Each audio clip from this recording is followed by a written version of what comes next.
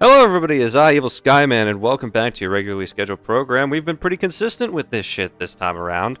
No delays or anything. So yeah, we're all here having a good time, and everybody's here on time. We have a little bit of scuffed audio, but that won't be an issue. It's not that bad.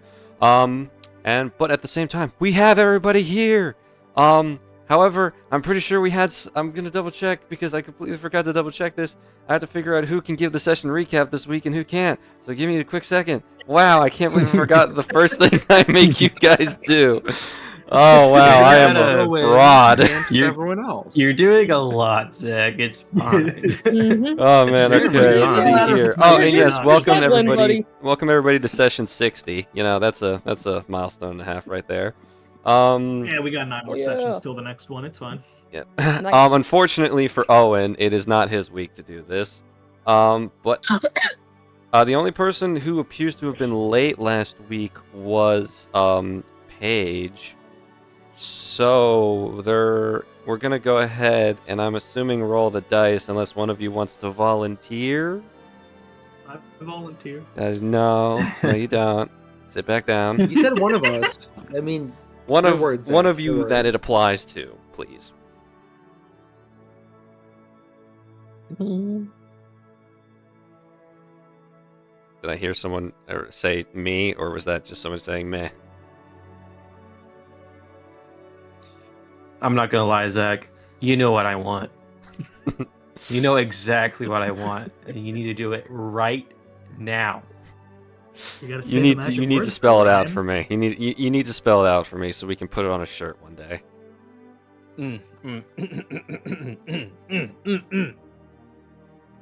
Roll the die. Please. Alrighty. Okay, so there is 1, 2, 3, 4, 5 of you that can do it. So roll 1d5. Garrett. It is yeah, Ryan. absolutely fucked Ryan. Yes, it is Twice. Twice now. Get fucked. Get fucked, Ryan. I stayed silent. I knew he wanted so bad. Well, guess what? Coming right around. Right along around. Fuck you. The notes are pinned in the chat if you want. Ryan. That was some crazy universe karma. my own hubris has turned against Birthday me. No. wish came true. Oh. Man, I Happy used all birthday, my Garrett. luck in last session. That's probably what happened. I rolled too well in key situations. Oh no. Oh Jesus. Oh, look at the goddamn notes. They're pinned in the group chat. I don't think this is the one. They keep sending me to a different one. What the fuck? Do you want me to send this link? It should I got be it. I think I got it. Hold on. What the fuck? Yeah. Why is Google choosing weird ass animals? Okay. Anonymous All right. kiwi, anonymous blobfish, and Oryx? Oryx? What the fuck? I don't know. I'm not gonna question your methods. All right. Beginning of the session. Freedom of the Sentinel. So, we start off fighting the big fucking corruptor wyvern. It's very scary. Bo and Marl realized, I think pretty early on, they're like, yeah, we did it live. That was sick. Oh no, he's looking at us. Oh no, he's looking at us. I think is what they realized here later on. But right in the beginning, Ariax is able to kind of determine that, like, hey, this wyvern, like, yeah, it's corrupted and all, but like he's still under there. And he lets kind of the party know and Lorelai know, which gets Lorelai to doing her, well, I could say mad scientist ideas, kind of festering at that point.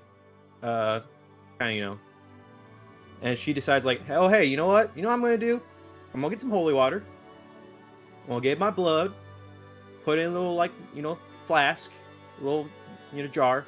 And I'm just going to throw a fucking heart bulb in there and see what happens.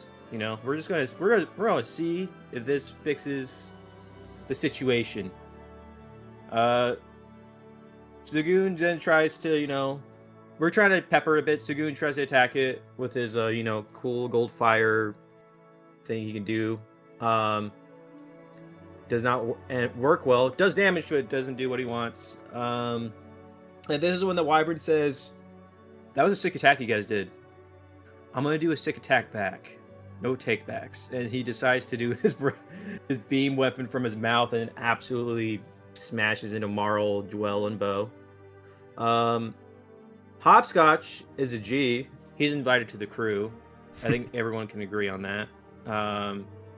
Because he just kept nat 20, because that's what he does. During this time, as we're fighting it, Oryx and Lorelai are able to Lorelai's able to give Oryx the little concoction she made that might help with getting this corruptor fluid off of the Wyvern. Oryx goes up to Ariax, is like, "Oh, hey, I need help, like, putting this in his mouth. Like, help me out." And Oryx is like, "You know what? All right, bet. Just watch what I do. And when you see me, you'll know to drop it in his mouth once I do what I do." Ariax is able to use the mana, his chain, do mana drain with it to restrain the Wyvern, in which he's able to keep his mouth open. He also is able to kind of talk to the Wyvern underneath to kind of like, "Hey, help us out, help you." So he's able to kind of like fight back against the Corruptor to assist in Oryx dropping the concoction in his mouth. Dwell is Dwell, because I believe she hits with I think she hit with like a radiant attack, in which we realized that, like, oh hey, he's like vulnerable to radiant. And I'm pretty sure Dwell nat 20, if I'm not mistaken, so she did like a shit ton of damage. And so she takes like a massive chunk out of it. I think it's like 168 points of radiant damage, I want to say, Zach. Correct me if I'm wrong. A lot. It was a lot. It was a lot. Zagoon then tries again to do his golden fire. It works this time, but he was a bit too excited because Ariax is on top of this thing, and this Wyvern's moving around a lot. But it's cool and all, because fortunately with the gold flames, they kind of hit their intended target. He seems to be able to just hit what he wants to hit instead of absolutely scorching everyone in his path. Oryx is then able to swap with Zadriel, who's in front of the Wyvern's mouth, to get in position to put the concoction in. He's able to do so, and once we do it, it turns out that, like, hey, this thing's working. This guy's like gagging. He's like throwing up. He's actually throwing up something. Oh shit. So the whole team basically goes in to assist with the Wyvern and just spitting out whatever sick corruptor artifact is inside him, and we're able to kind of pull it out of his throat by the end of it, pull it out of his mouth, and it lands on the ground. It moves for like a second, contemplating on doing something, and Bo is standing over it and says, "No, we're not having this," and absolutely just rinses this black ooze from existence, I want to say, because that's basically what he did. Because I want to say he did he nat 20? Zach? He nat 20 and pasted it. He nat 20 did, yeah. And he basically is like, "Watch out for that black ooze." What black ooze are you talking about? There's nothing left. It's just a scorch mark of where it once was. And after we kind of get rid of this black ooze, the Wyvern actually wakes up and is able is in complete control, and he's able to he thanks the whole party for freeing him from his shitty ordeal, because he could have died, and we were able to help him overcome this awful situation he was in. Worse than death, I would say. He then talks to us about, his name is Riken, I believe. I believe that's how you pronounce his name, Zach. You can correct me if I'm wrong. Let me double check how I spelled it. It's been a minute since I've looked at that specific word. Where I want to say it's Riken. That's why I I'm want pretty to sure say. you're right, but I want to double check. Let me see.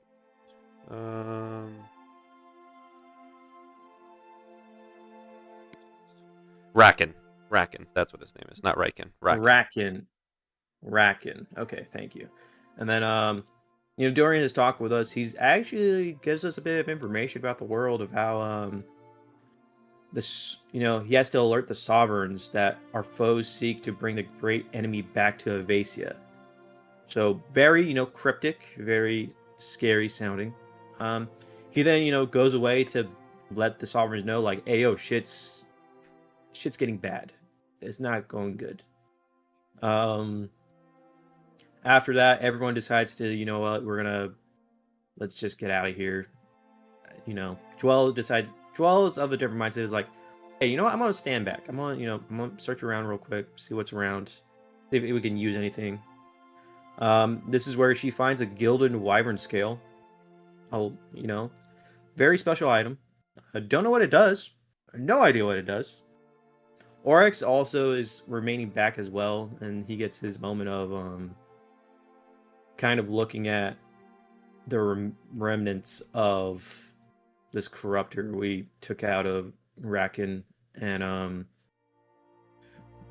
loses a bit of control, and stomps the parasite out, just stomps it out, not really under his own free will.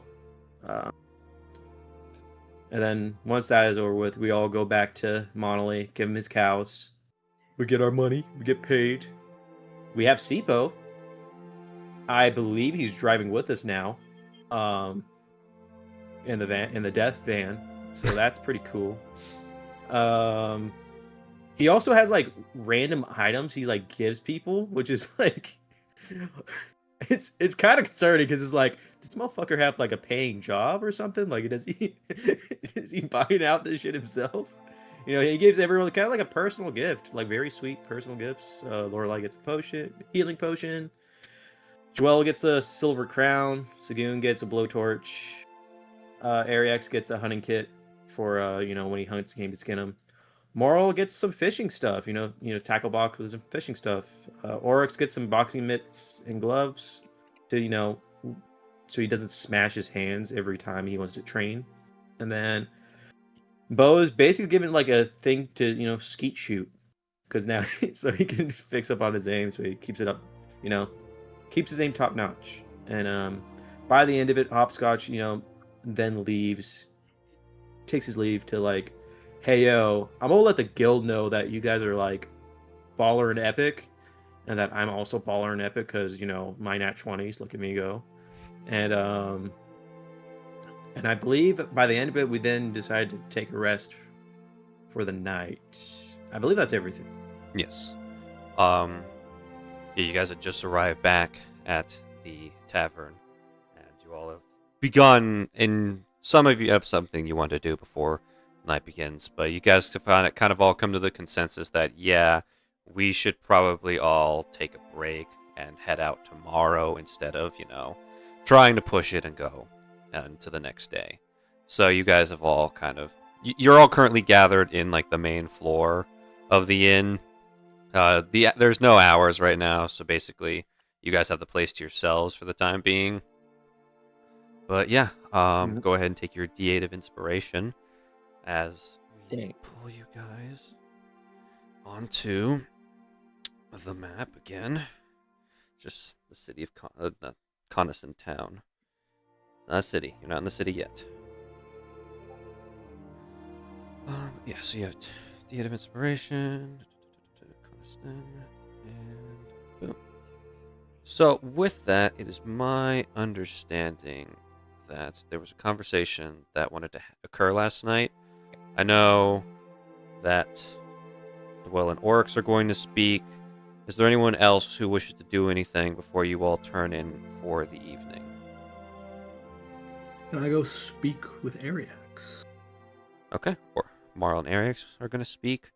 The other three, is there anything you guys would like to do?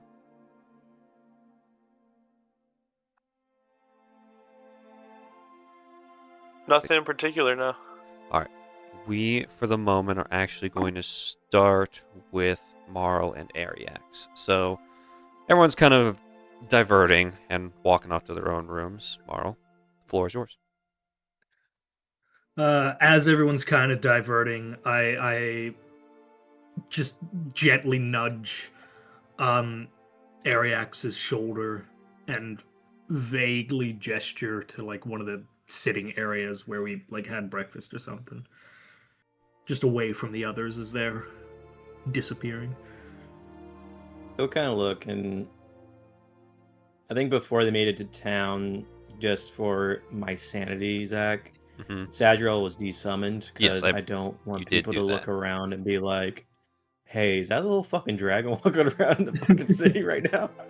So, yeah, so he kind of like shrugs and just goes over to the little seating area with Marl. Sees what's up. Yeah, I'll sit down from across from him.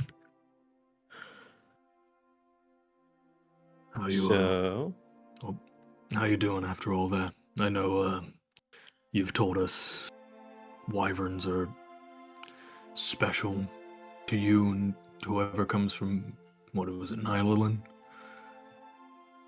Yeah, they very much are. Because I think I've said it before, they kind of hunt corruptors in Island, so they're very like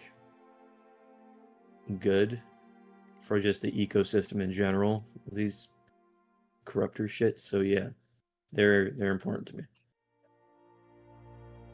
Must have been jarring then, seeing whatever happened to that wyvern.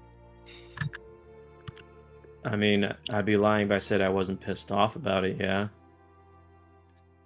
It gives me another reason to kind of hate the people responsible for it. Well, what's to be believed, that's the Gallery.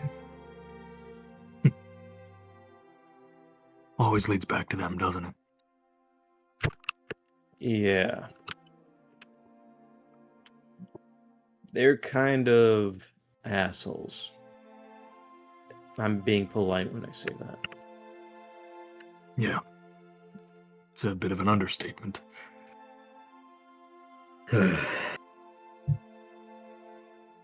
This whole job, or not this one, but just us, this stay in Coniston's just been having me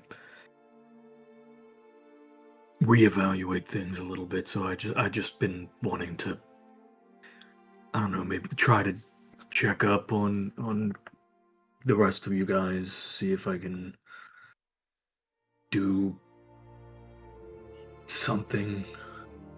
I don't know. I'm not the biggest team player, as you've probably seen. If I'm being honest, Mortal, you did have everything you believe in crushed and destroyed. So I'm not exactly... I'm not gonna sit here and like blame you for kind of not being 100% there when everything you thought and believed was then thrown back at you and said it's wrong and what you're living is a lie. So it's understandable that for you to be not in the right frame of mind. And also very pissed off. Don't get me wrong, I may or may not have probably been heard by the full Triton settlement actually in the waters after we came back from all that. It was I don't know if I want to come back here for a long time. I can definitely see that. I appreciate you going putting in the effort of trying to be more open with the group. And with the situation with the Gallery, they're just adding one more thing to be mad at them for. And fortunately, I really have to thank Lorelai with thinking the way she thought of helping that wyvern get rid of the corruptor stuff. Because if we weren't able to figure out how to help him and get that corruptor parasite out of him, more likely than not, we would have had to kill him. So I'm happy we avoided that. And I need to thank her again, seriously. The way she thinks, I don't know how she figures this stuff out. It was, what, a few months ago she had never even heard of a corruptor. Now she's able to come up with cures and stuff to be able to rip out corruption out of, apex predators. Well, no offense to you, wyverns aren't apex predators. The sharks that eat them are. You are entitled to your opinion. Like, smiles to himself. It's, yeah, I talked to her about that too, because I think she had, I think every time she's made, a concoction to, heal corruptor and, get it away, she's, cut herself. So I've already talked to her about, maybe you should probably, prep your blood in some vials or something so you don't have to keep cutting your hand open and stuff. So it's very, very impressive what she does to help out people. Yeah. Probably be helpful in the long run to Oryx. You saw how he reacted to what Bo told us earlier. Yeah, I did, but I'm not. I try my best to think how other people think. And if I was told that I am the very thing I hate, I would also have my feelings about it too. So I'm not going to sit here and blame Oryx for his actions or behavior, because it's completely understandable. Just like you with just like you and the other guy on the beach, Emepto. Yeah, I'm definitely not in a position to really make any comment on that beyond I'm worried for the guy at the very least. He definitely seemed shaken the entire time we were in that cave. I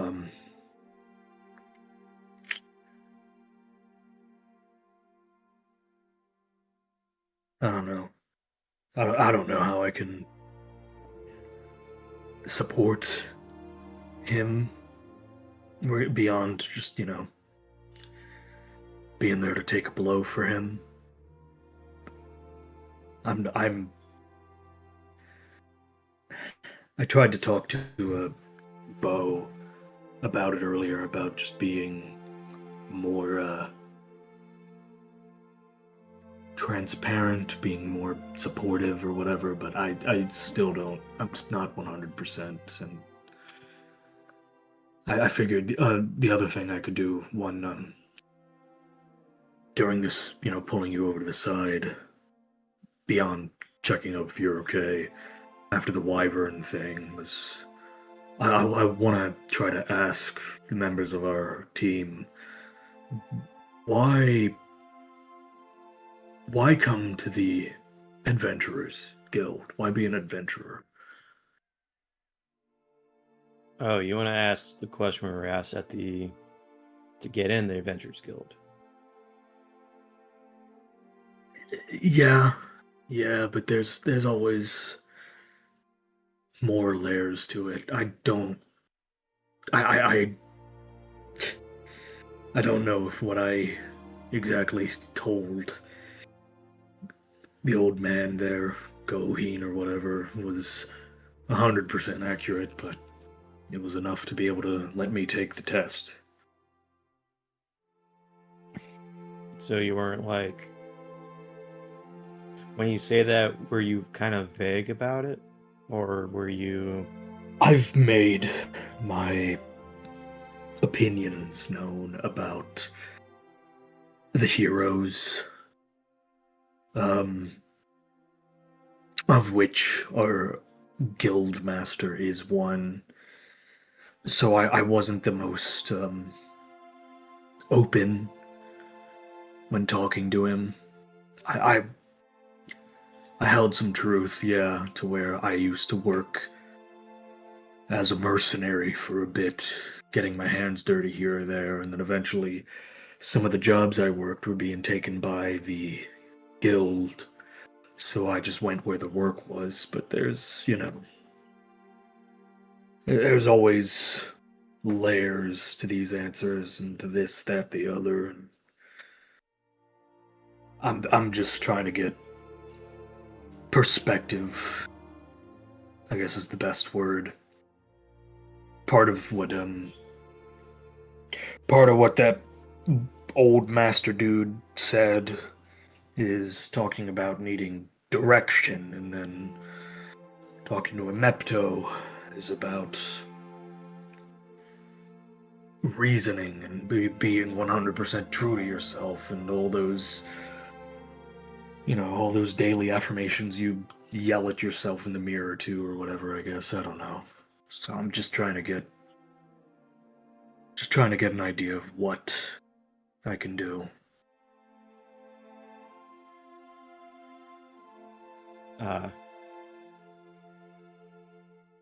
Well,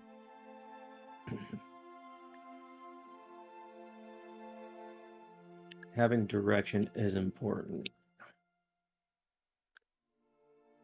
Well, I'll answer your question about what I told Goheen. I wish I could say it was like deep, but it's really not. I joined the Adventurers Guild because I thought it was a way to gain more experience and skills. My whole thing is I want to be able to survive in any element you put me in. And to me, the Adventurers Guild seemed like a really, really good challenge to get out of my comfort zone and be better than what I was before. I like striving to be better than I was yesterday.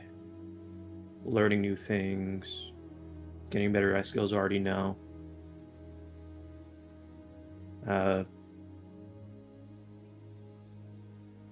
Yeah, that's basically what I told Goheen. I just wanted to improve myself and be better than I was before. Survivor, if you will. But now, being with you guys, that kind of when I say now that I want to be like the best survivor, it kind of seems like a joke now. Mainly because I met Oryx, and I do not know how he survived when he was a kid. I don't know how he got here based off of his starting point. And getting to know you guys more as well. You try to put people's in others' shoes, and you kind of realize that you as an individual yourself has limitations, and that not everyone can go through what others have gone through. So for me now, I'm changing my purpose for being here, being the best survivor, to being making more simple, and just be better than I was yesterday. Also, the fight with the big ol' sea creature kind of put things into perspective for me. And maybe really think of how I can be better and how I can benefit the party the best. Because at the end of the day, we all have to work together, and I refuse to not be able to carry my own weight here.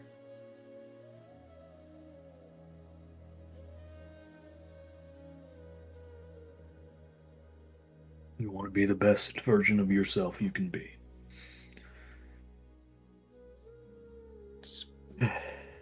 It's simple to say, but very complex to actually do. Yep.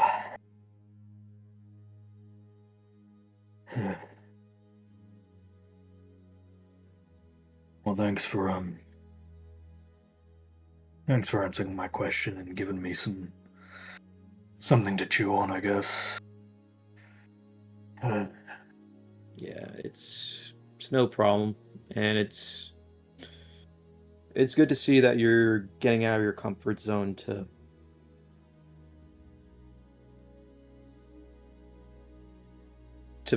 connect with people better.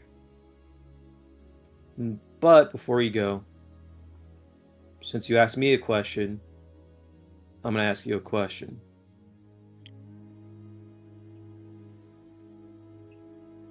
Is that all right? Turnabout's fair play.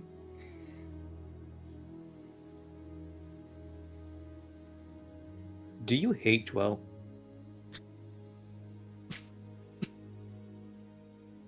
I don't know who was that. Zach who just started like cracking in the background because that you made me laugh. Ignore me, go.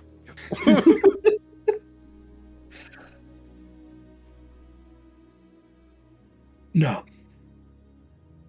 I don't hate her. But I don't hate her, but I can't say I like her. There's already a very obvious animosity between us, and she definitely did not try to really push for any better interaction. Not that I did myself either, but I kept to myself a lot. I never went out of my way to antagonize her beyond. I made a few comments here or there, and that got under her skin, and then she would get under my skin in retaliation, and things would start growing, and then next thing you know,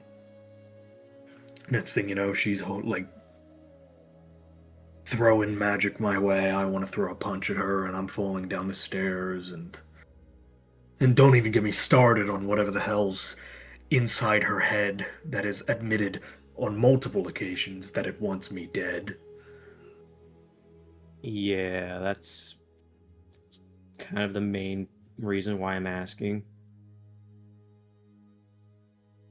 Because I think it's obvious, but I'm gonna say it. It's very dangerous. It is very, very dangerous what's going on with her. And I don't think she fully realizes the extent of it.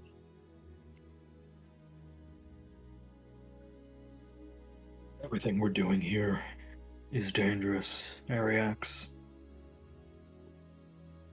All of us have enemies and baggage we're dragging into this in our own way. I think the only person here who does not, only person on this team who does not have any sort of baggage that's being dragged along with them is Bo. I don't know how that man has stayed sane going through everything we have. And I asked him, that was one of the things I asked him when I was talking with him, how does he keep as calm as he is? And it's something I can respect from him at the very least.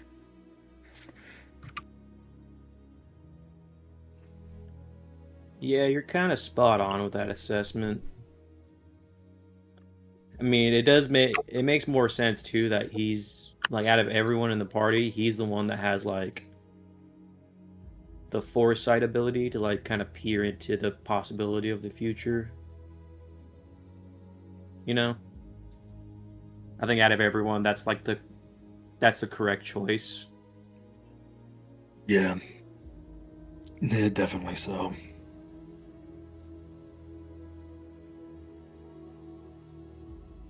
Yes. So you do not hate Dwell. No. No, I don't hate her, but I don't like her. You know what? That's a step in the right direction. I mean, Eric looks at Marl. He's like really thinking about it. You can refuse. But have you thought of, not because it's your fault, more of to kind of reset do kind of a soft reset with her of apologizing to her for past transgressions?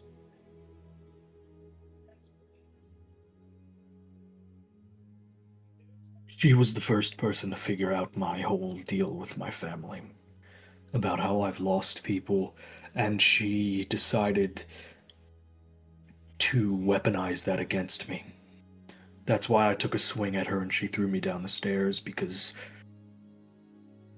I was reminded of what I lost, of who I lost, and she decided to poke the bear. That's not something I can just get over. And that is why I said you can refuse, because I don't know the full picture.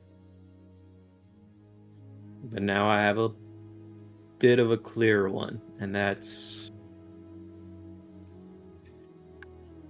Yeah, that's not good, is it?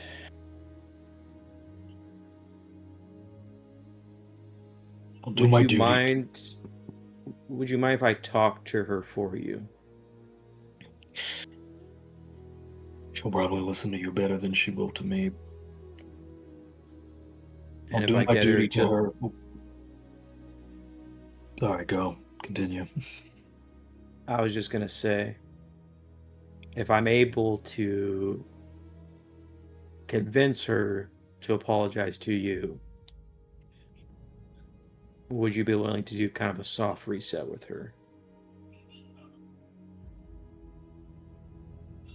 And not in the possibility of like, oh, I like her now. It's more of just kind of a clean slate to kind of get the bad tension out.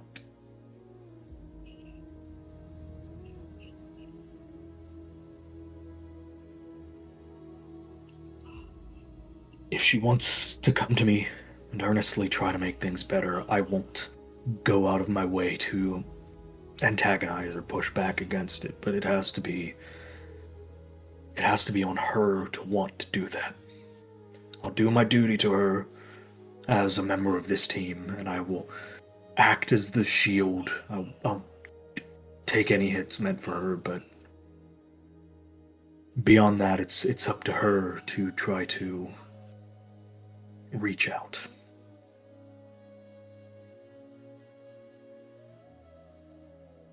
That is very fair.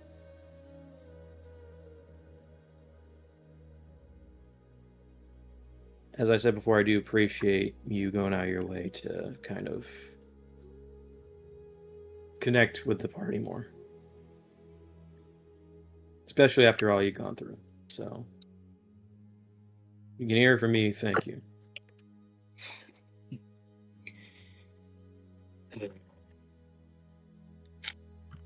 Let's go get some rest, Oryx. It's been a long day. Yeah. I might... It's fresh in my mind.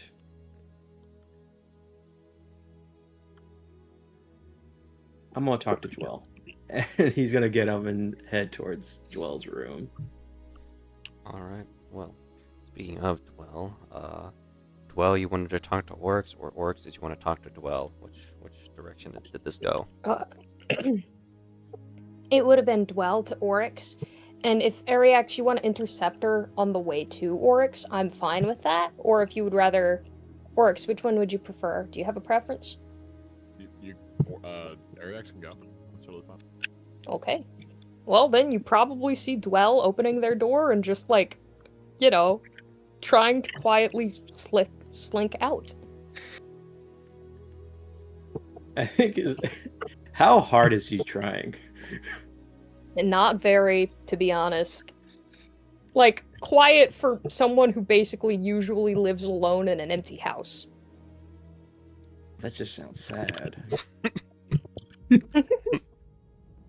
Because that could mean, like, she's alone by herself in the house. Yeah, I'm being super quiet. Anyone else around her, clink, clink, clink, clink, clink. Yep, pretty much. And then he sees her, and he is kind of like, hey, Joel? Yeah? What's she doing up? Are you busy doing something right now? Not really, no. Can I talk with you real quick? Aren't you doing that now? I mean, in a more, like, in your room, not in the middle of the hallway where everyone can hear. If you wanna, sure, I guess. Kind of like, think before she, like, opens her own door, Oryx is gonna open it, like, quietly, like, just kind of, like, looks at her. I'm sorry, but I feel like if I was in my room, Joel, I think you opening the door, I would hear it. What's that supposed to mean? I think your version of quiet isn't everyone else's version of quiet. I am perfectly quiet. I'm guessing she said this out loud. Oh, yes, obviously. And her voice did raise. Yeah, let's just go to your room. She just goes into her room. Like, We'll follow. and then I think she walks in, he like closes the door gingerly, kind of turns around.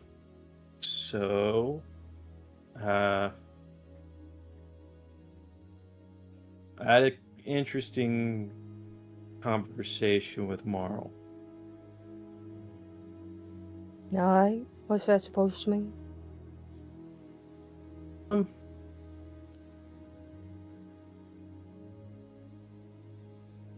He's making an effort to be more transparent with everybody, which I think we all can appreciate. And we're talking, and he asked me some questions, and I answered them. And then I asked him a question. And I asked him if he hated you. And he said, yeah, I'm sure. He said no.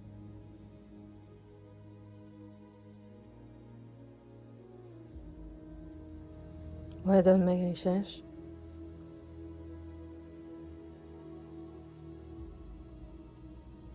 He also told me that he got the event of him falling down the stairs was kind of started by you.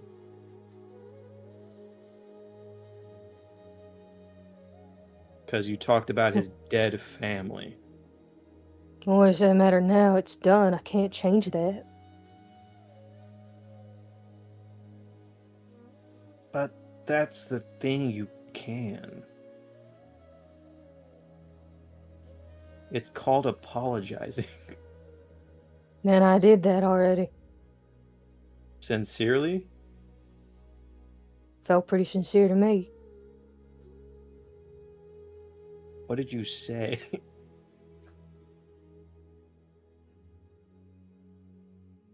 Well, actually stops. The unfortunate thing is, Ariax, and you would probably see this pretty clear on their face, they don't actually remember. They wrote this down, and they handed it to Marl, and I don't think they remember what they said at all. So, I feel like that's an issue if you apologize to someone and you don't even have a clue of what you...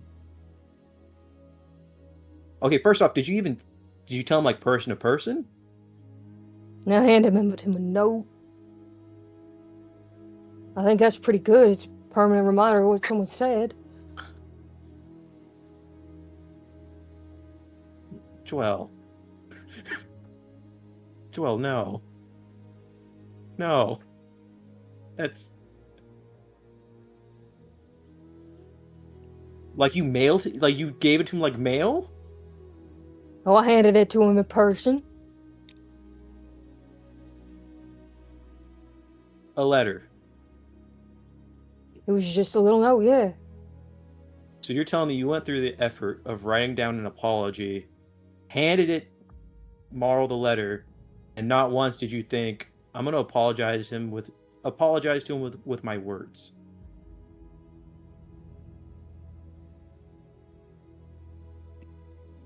I think it hits them now, and I'm pretty sure this is true. I can't remember. Owen, please correct me if I'm wrong. I think it actually said, or... Well... I think it said if I could say the words, I would.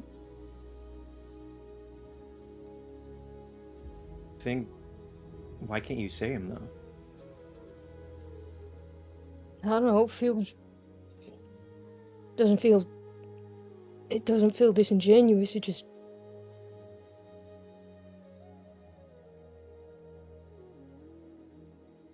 I don't know if I want to.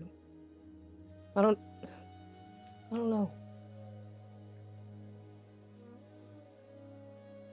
I think when he hears I don't want to, I think he like gets a chair, like sits down on it. Kylie's like looking at her.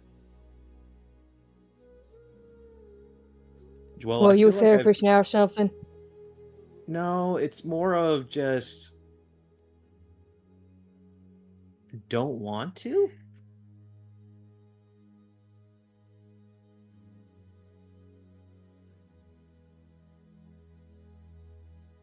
Look, I want to make amends and all that. I know what I did was not good, but...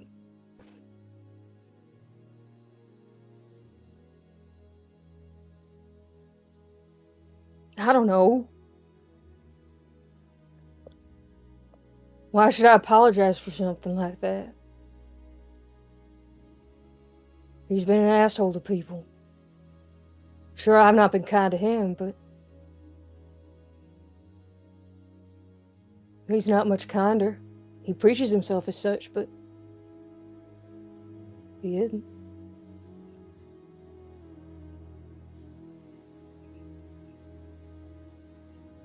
Joel, I'm gonna...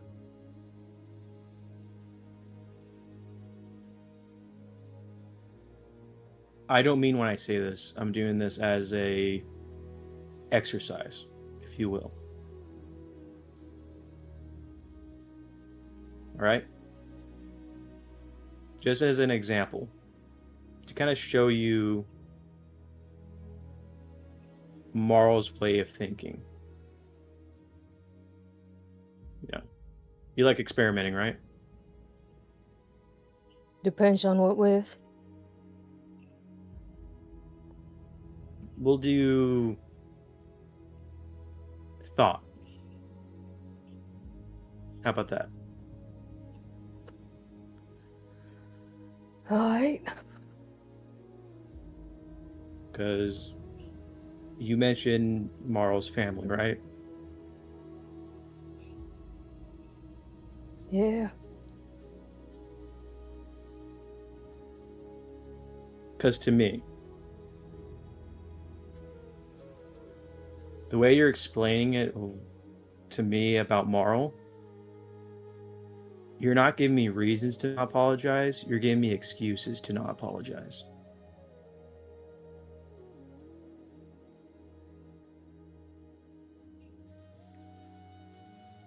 And what you told Marl about his family and all is kind of akin to what he tells you about your mom. Right? Okay, your point.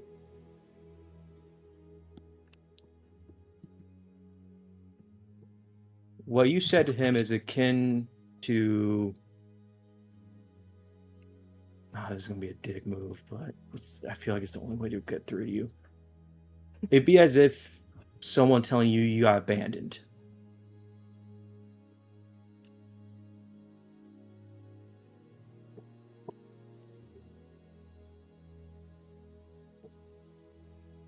Oh, I know I probably was.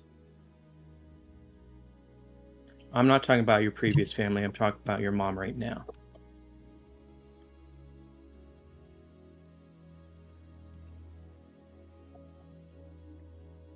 And you know she wouldn't do that. Doesn't make you feel good, though, does it?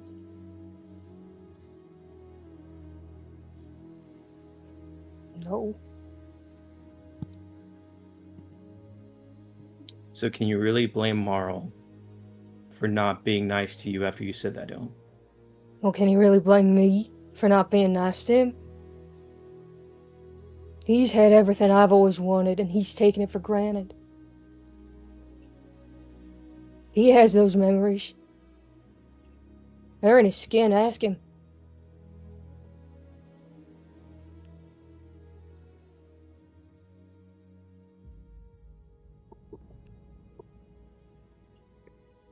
I'm never gonna have that.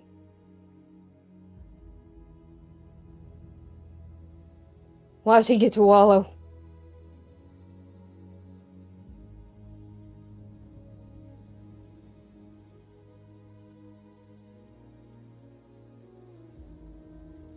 Out of character. I think I stepped on a landmine.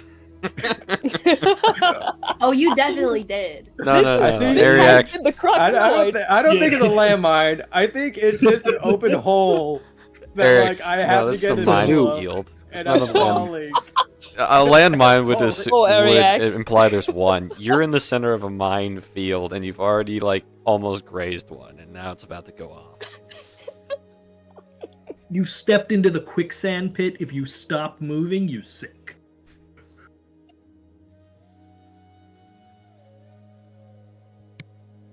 I think when Joel says that, why does he get to wallow? At first, Ariax had a look of like utter disappointment, honestly, of like, why are you like saying these things? But when he hears that, he realized like, oh, shit, this is There's a lot more. There's a lot more unpacked right now. Oh shit.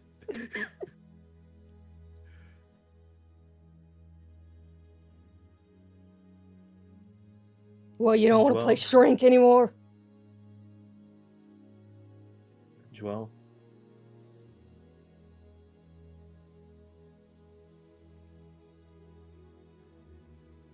Do you really want to talk about Yeah. it? Or no?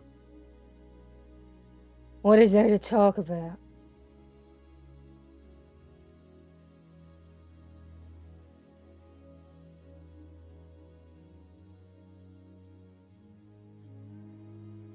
I am sorry for not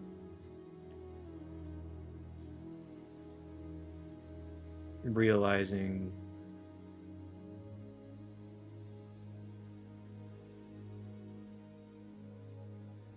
I'm just sorry.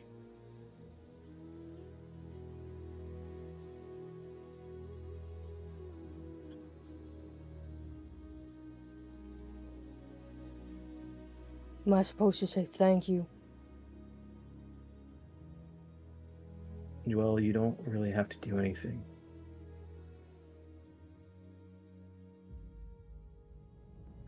But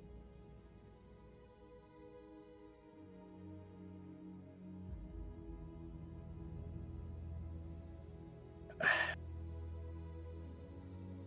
think he'll stand up. Is Joel sitting or standing? Standing. He'll walk up to her.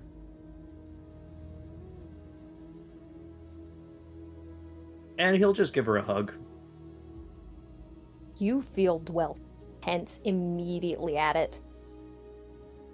It's not reciprocated. Dwell is just standing there, like, immediately tensing under that.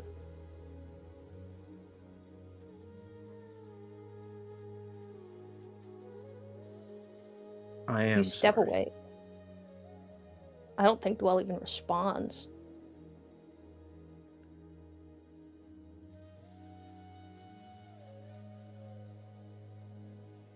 Whenever you step away, I think you would notice that Dwell's eyes are pretty shell-shocked from it, at the very least.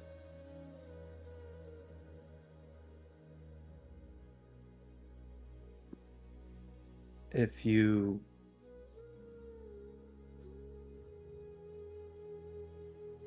I just want to let you know that whenever you do want to share something or get something off your chest, that I'm here as well as the rest of the party is here too. And if you don't believe me, you don't believe me. But just know that we all are here. Whether you'd like to admit it or not. And he'll kind of back up and leave Joel's room.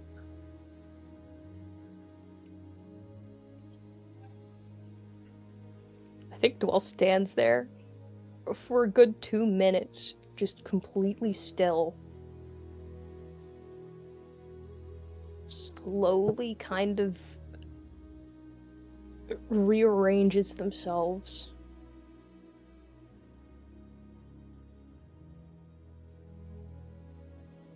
I don't know what's necessarily going through their head right now.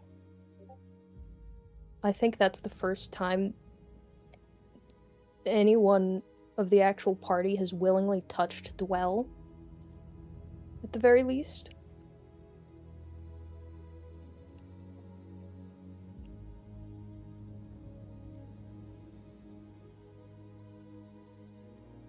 And I think after a good few minutes of breathing, she'll finally peek her head out the door, make sure no one's there, and probably continue trying to head to Oryx. Very, very... actually quietly this time, and pretty slowly. Okay. Oryx, are you doing anything in particular in your room, or are you just kind of chilling? He actually is. He's Gary, you're a little he's quiet. pacing. Oh, hello? Can you hear me? That's better. Yes. Okay, sorry. We should be good now. Yes, he is. He's pacing a bit slowly. It's more like a pace of thought, not of worry. And he seems to be going through something in his mind that he wants to discuss with someone, but he's just trying to find out how specific or how generalized that he should be for the sake of the topic. He's doing a lot of thinking right now, but that's about all he's up to at the moment. I think usually Dwell would announce with a shave and a haircut 2 bits, knock.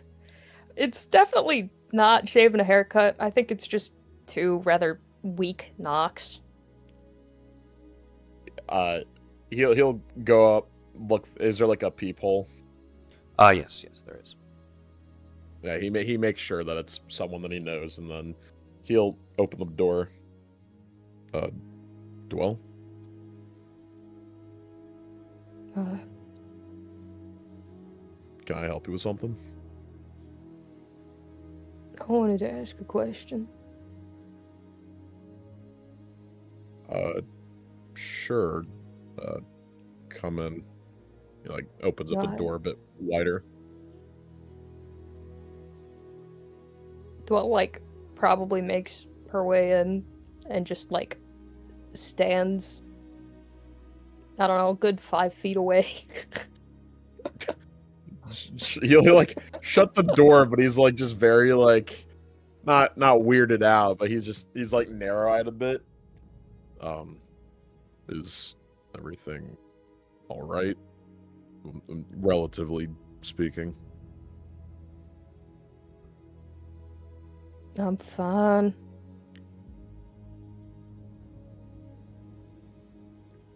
The question I had was, I don't know. Well, I know the question, obviously, but it's not the forefront of my mind, but it's the important thing. It's what I came here to ask about. So, to my recollection, you have a golden acorn, right? A what? That thing that lets you get in contact with someone from the Feywild. You have it on you, right? Yeah. Did honestly forget about that, but yeah, I do. What's up?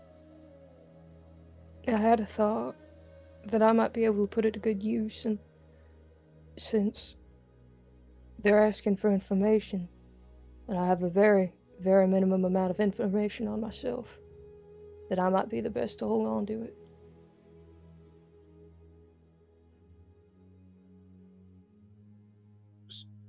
So, you want the acorn? I was pretty clear, I thought. Right, sorry, your demeanor striked a bit more of a serious conversation, so I wasn't expecting that, but yeah, you can I mean, you can have it, just make sure you put it to good use, I suppose, if you I'm are to planning on use it, that is. I put everything to good use, Oryx. Right. Zach, quick, just as a reminder, because I'll be honest, it's been a very long time since I've gotten this. Is this what how did I get this again? Basically, there was a job in Drawmore, a minor quest, where you took on alone while everybody else was doing side quests as well. You watched over a graveyard for a night with a very interesting set of rules.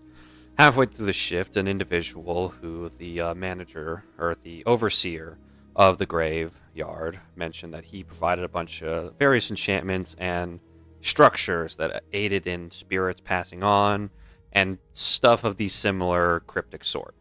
That turned out to be this bizarre, very imposing cloaked figure called Broker. He said some things to you, some strange things, got you on edge.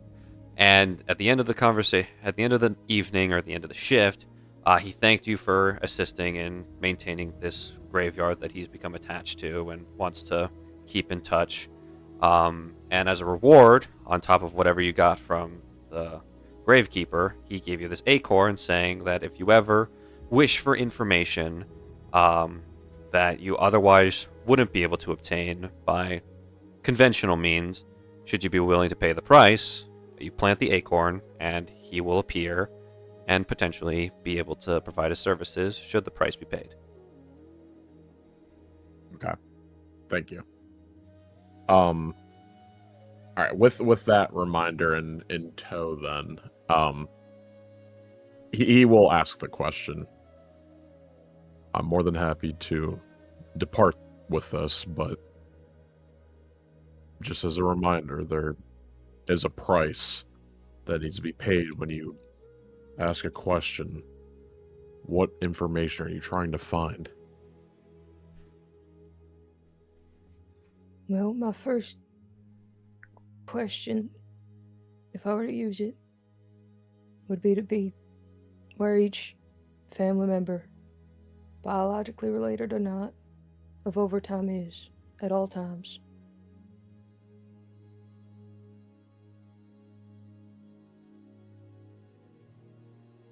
I see. That's the information I want.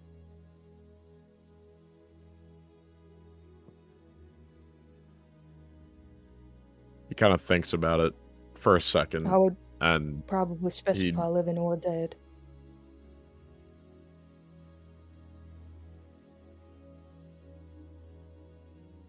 All right. You can have it. And he'll go over to his bag, reach for it, and he'll pull it out. I trust that you won't have to pay a price too big. Be smart, okay? Aren't I always? He just kind of gives a soft sigh and holds it out for you to take. Yep. Dwell takes it, very little fanfare. I mean, well, you pick it up. Oryx, it's light to him, it's an acorn. Well, you pick it up and it's heavy. Heavier than it should be.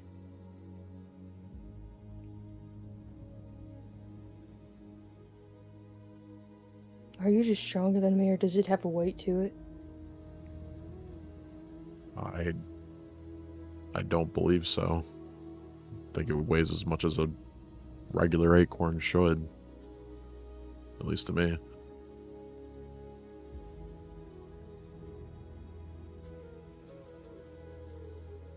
It's heavier than that to me. I don't know if it's my chains or what, but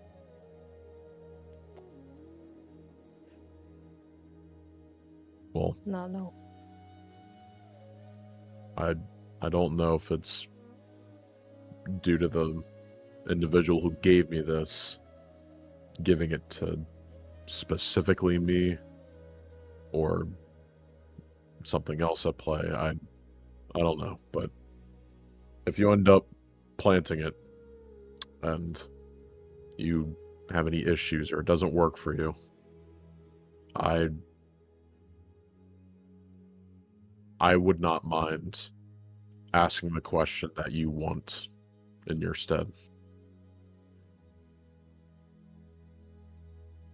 I wouldn't want you to give up the information. but I appreciate that. And what information do you think I'm going to give up? No, I don't know. I'd assume he'd ask something different of you than it would of me. Case by case information. I would think that man knows everything he needs to know about me at this point. Any information that I would give him, I don't think it would be any harmful aspect to us, but that's not the point. The point is, I don't mind if it needs to happen. So, whenever you end up doing that, it doesn't work, let me know. Hi. I don't know if I should, if I'll get any sleep tonight or if I'll be able to. I don't know, even sleep, but I guess I'll try and then I'll do it in the morning or something. Or maybe I'll do it tonight.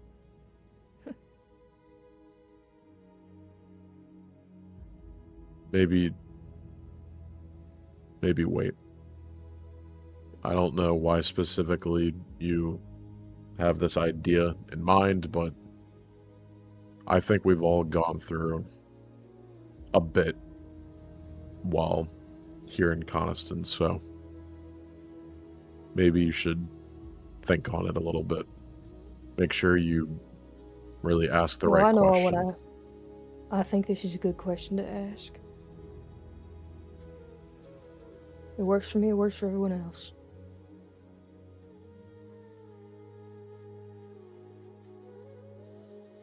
Either way, I think you should get some rest, even if it's difficult to do so.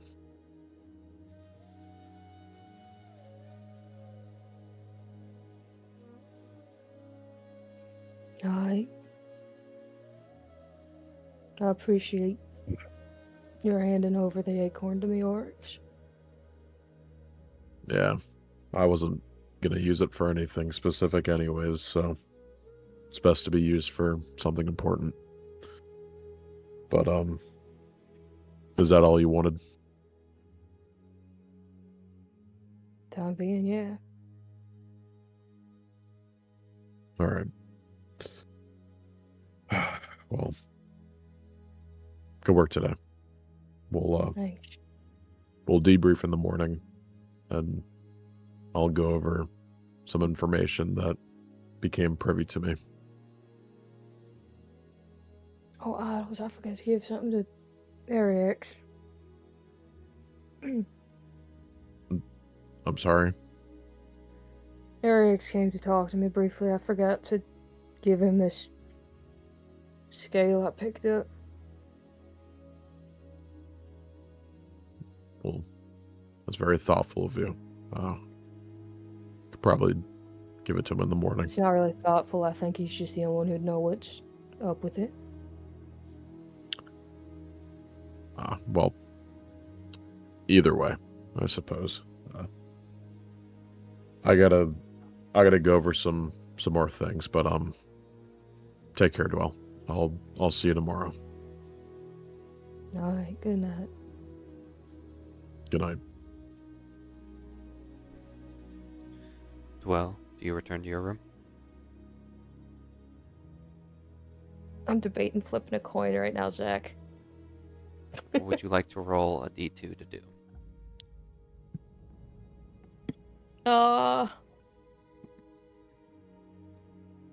Zach, heads or tails? Or one or two, really. Oh, we'll go one. Why not? Okay. Oh, okay. So I am going outside to plant that acorn. We will come back to you. Oh no. Oh no. Well, I think you should get some rest. I think you did a good. How about I let fate decide? I left it up to chance. I left it perfect 50-50. In a very volatile state right now. Yeah. Fine. Yeah, like letting guys. this be a 50-50. What's going on like psychologically to make this a 50-50? Yeah, guys. Yeah, you know, I'm just gonna sit in my corner over here. I'm just gonna fucking vibe and chill the fuck out now. Listen, Aryx. This is your fault, Aryx. Aryx had This is your his. fault, it's crazy. I had good intentions. Aryx had his good conversations. I did love that Aryx went in there and was like grilling the fuck out of Dwell. And then like the minute it started getting deeper than that was like, actually, never mind. you know what? Wait a minute. I'm not qualified. We're not in a good position. Aryx understood the scope of the issue and was like, I am not qualified for this. I'm gonna not. I'm not This him is in this not the case. time. I'm not him. This is not the time. This is not the place. This is like I need to slowly back away because this shit's she's about to fucking fuck me up right now. Like, no cap. I saw what she did to that. She's gonna wreck my shit. She's gonna fucking. Dude, she almost shot Marl. She could do it to me. She It threw definitely Marl should be. downstairs. I feel like what she could do to Aryx is vastly worse. I almost gave Marl a huge brain bleed.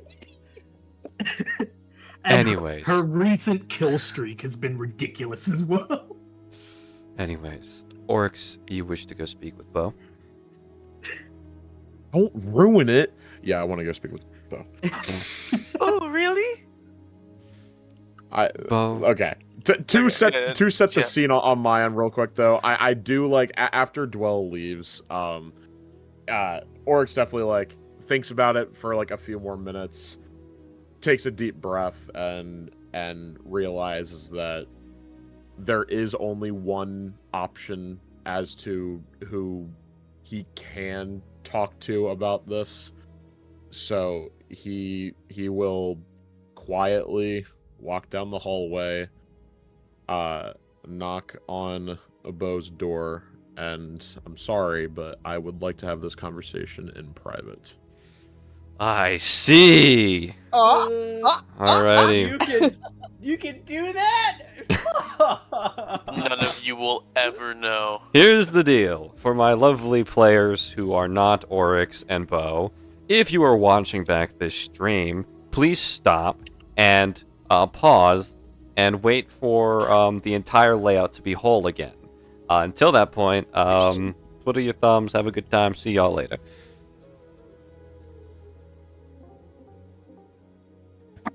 SkyTunes down with me. Anyways, so welcome you two. Well, yeah. Bo will go up to the door, look through the peephole, see it's Oryx, and with no hesitation open the door and be like, "What's up?" It's serious. Can I come in? Oh. Alright. Yeah. He'll like kind of fix. He was just kind of like smiling, like, "Oh, what's up, buddy?" But after hearing that, he'll like kind of lock in, if you will. Be like, "Oh, yeah, I understand. Yeah, come in." Lock the door when we go in.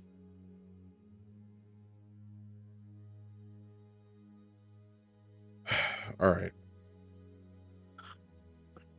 Look, I'm gonna state this first and foremost so that it's on the table and you understand that this is coming from a non-biased approach.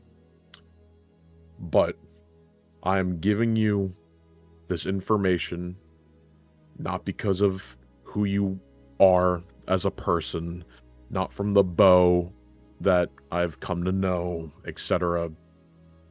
I'm doing this because of your background. Specifically because I don't believe that you would lie about something as extensive as being a law enforcement officer, whatnot. So He'll furrow his brow at that. he's gonna kind of go over to like a nearby desk within the room and kind of just like put both hands on top of it and just lean forward a bit with a bit of hair that isn't exactly tied into his bun that kind of falls over his face. I'm not saying that this is 100% the truth. I am well aware that how I got this information is not of a trusted source, but I would be ignorant if I chose to ignore it. Okay?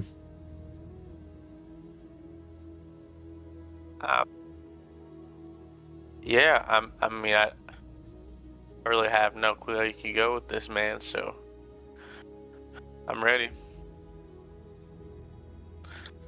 When we were in the cave, remember how I was swapped and I was put in the Wyvern's room? Oh, that's where he took him? I don't know if you all saw, but there was a person there. The person that was behind everything, including the horrible procedures that were done on the Wyvern itself. But that person was a corruptor hybrid, a member of the Gallery. Ugh. And he gave me all of this information. I don't know why. Maybe just because he thought that he could trust me. I don't know. I'll cut to it. There's a lot of things that I'm going to go over tomorrow, but one of them is something that I cannot and will not discuss with the rest until we decide how we want to go about this. But the hybrid told me that there's a spy in overtime that's been reporting everything that we've been up to the Gallery. He'll immediately, when he hears that, kind of just like sit up in his chair and like kind of lean forward and kind of put his hand on his you know, kind of face palm, kind of, but not as aggressively, and just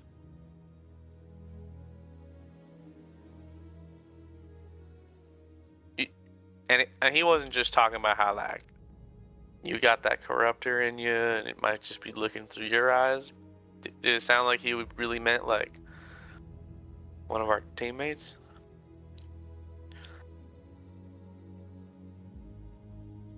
No.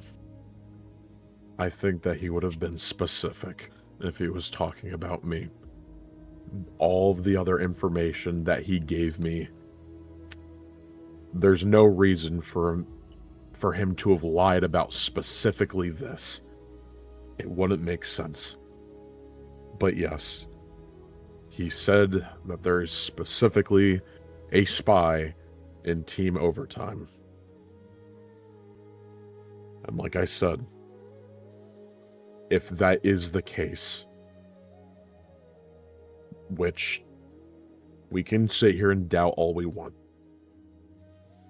but if we're being honest with each other, we haven't been together for all that long. There are still things that I'm sure most of us don't know about one another. So, it can't be just brushed aside. Yeah, At least in my opinion. No, I completely agree.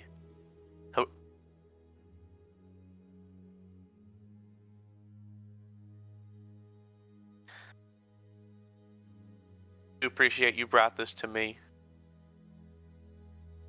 Although I was much more reactive than proactive.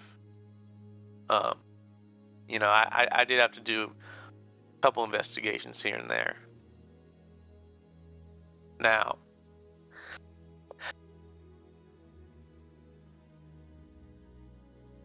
I don't really know how to really prove my innocence to you, but You've already done that. It's exactly what I was talking about earlier. I wasn't coming to you because of detective knowledge and whatnot. But the point is that you've had an occupation that you can prove that you've had for all of this time. I don't think that even with all of that said and done, that you could have any hint of being a spy, a traitor, whatever you want to call it. So, that's the main reason why I came to you. You have a proof of background. To Oryx, be honest, you put it like that, and everyone else doesn't. yeah, I mean, we can prove that you're homeless, I guess, but yeah, I never thought about it like that. Right. Well, let's not. Yeah. Let's not all go gung ho about this. You know what I'm saying? This is gonna have to be a long game. I know. We can't let anyone know that this is going on, and because that's the thing. You if the spy knows that we know, it's ruined the whole thing. I also don't believe that we can leave out any sort of improbabilities. And I'm talking about really stupid things. Like, we have so many pets as well. And I know that sounds weird, but I'm having a hard time believing that it could be one of us. So maybe it is a possibility that one of these sentient creatures is something of that nature. I don't know. There's a lot of reading in between the lines that could have been stated with him telling me that. I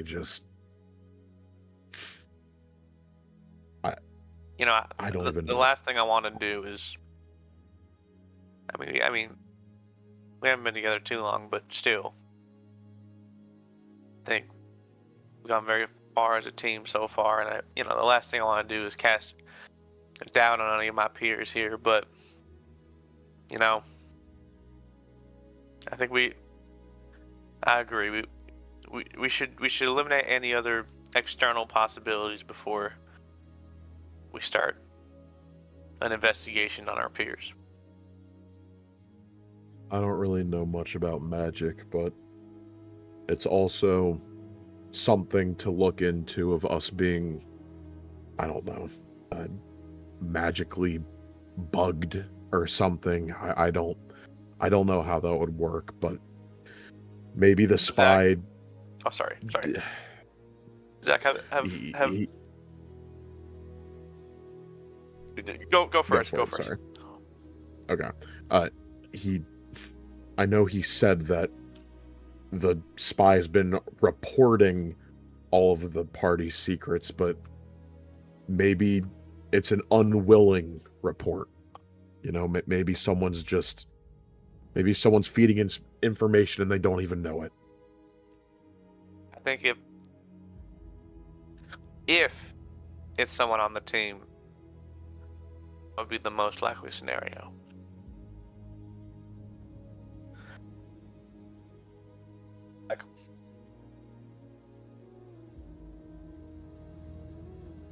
Zach? What's up? Were you listening? Yes, I was. Okay. Would Bo have any knowledge of magical bugs? If there was a time... You know what? Go ahead, roll me history. Did he encounter any, you know what I mean? Or did It might have been explained to you, but it's been a while. Okay, 8. Bo, the Maybe even like working with some of the special forces where like they've like put it on people themselves, you know what I mean? Or like it's, in all honesty, Bo, the only quote unquote, there's plenty of divination magic out there. In terms of being able to look in on somebody and gather information from them, the spell Scry comes to mind. But then again, usually victims of that spell get a sense of unease in their chest whenever someone's watching. And in some cases, if the spell is properly cast, or improperly cast, the victim will know they're being watched. Like, dead on completely.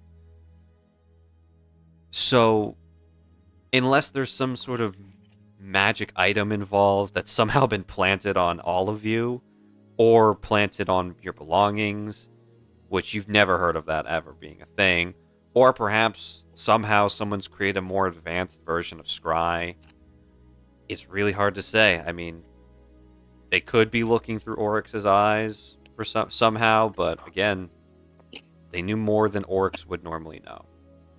So, you don't really have the tools to figure out, hey, what's going on here? You don't really know how, other than someone physically being there, sneaking around and listening into your conversations without your notice, that someone would get all the information.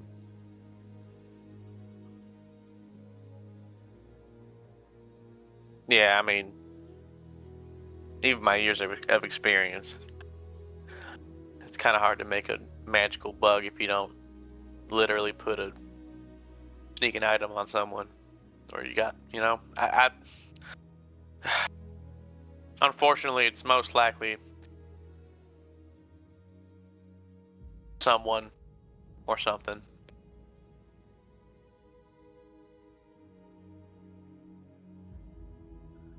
Think It was wishful thinking, but it is what it is, I guess. Yeah. I mean, you know, what I want the most is that we go through this and we find nothing, and he was just lying. But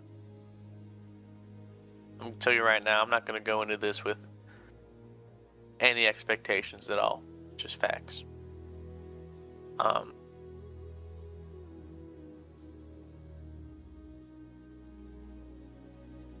Well, I don't think we're in any position to really be able to. Well, I was gonna say maybe we wait till we get back to Journey to start investigating, but I feel like that might actually introduce more variables. How so? Well, the whole house could be bugged. They could have just gone in there and put some kind of magical stone or something, or one of our pets, or maybe the previous wizard. You know, maybe it was bugged from the start. When we're out here, you know, our environment is non-predictable, and you know, there's much less at play of. Yeah, I don't know if I'm explaining it well. I think now that if we're outside of the house, we can already eliminate the house itself, the house being bugged, all of our pets, right? And it's literally Not just all us. of them. Lorelai still carries around that toad, doesn't she? And again, I know it sounds stupid, but I'm really just trying to look at any possibility that it's just not one of us. Oh, I agree. I mean,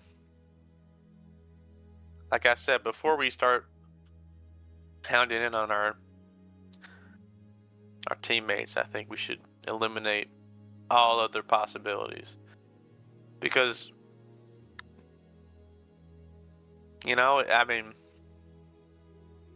if we're wrong and it's not one of us, that might seriously damage trust within the team that we've established. I agree.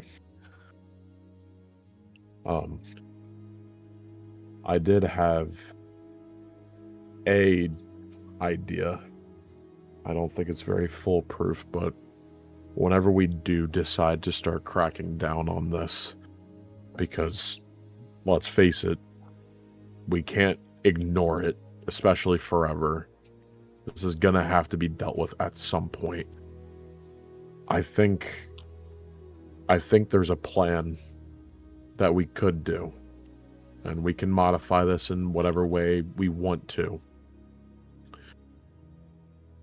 But what if we were to tell things to the party members separately? Of course, you would have to be isolated, just you and another person. And what if you were to tell them some sort of vulnerability, right? Make something up, like, oh, you know, I freeze in the line of action when I see lightning, or something along those lines, proving and showing to someone that you can bleed in one way or another. And we give each person a different weakness of ours, right?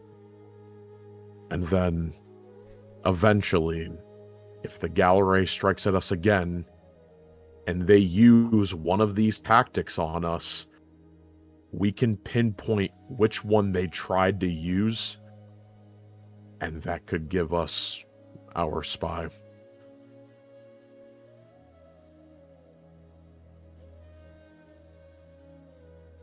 You know, Oryx, that's a damn good plan, brother. Well, I appreciate it, but I'm not usually used to this, so if you have any modifications or any other ideas, I would like to hear them. I think that we should take the time and make sure that whatever we decide to do is foolproof and can be executed perfectly. Because if not, and we fuck up, that could mean a lot of damage to not just us, but the entire party.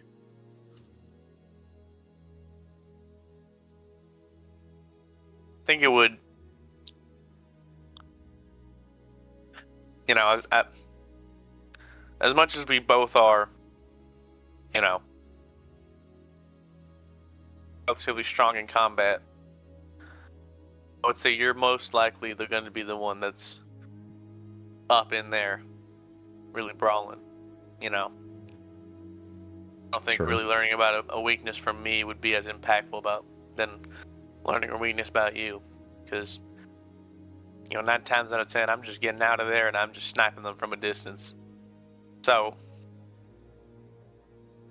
you know, I think if we do your plan, you should be the one that gives them each one. And, you know, I don't think it should be too complicated, you know, so it's easy to spot. Of course. You know? I agree.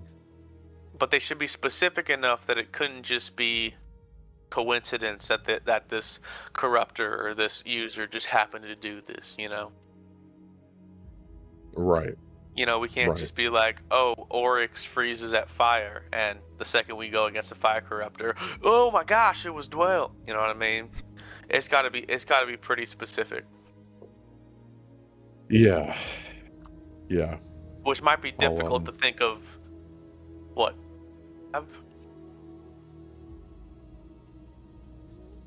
Yeah, it's something like that. I do like the plan, but we do have to basically make a very distinct, noticeable weaknesses that would be easy to spot and couldn't just happen, you know, haphazardly. Right. Okay. Well, It's at least groundwork. If you come up with something, or if you get any hints that you might be onto something about someone or something, talk to me. All right? And I'll do the same thing. Yeah. Yeah, I think I'm sorry that I had to come to you with this kind of news, but it's too fresh in the mind to just not have to say. It's always something.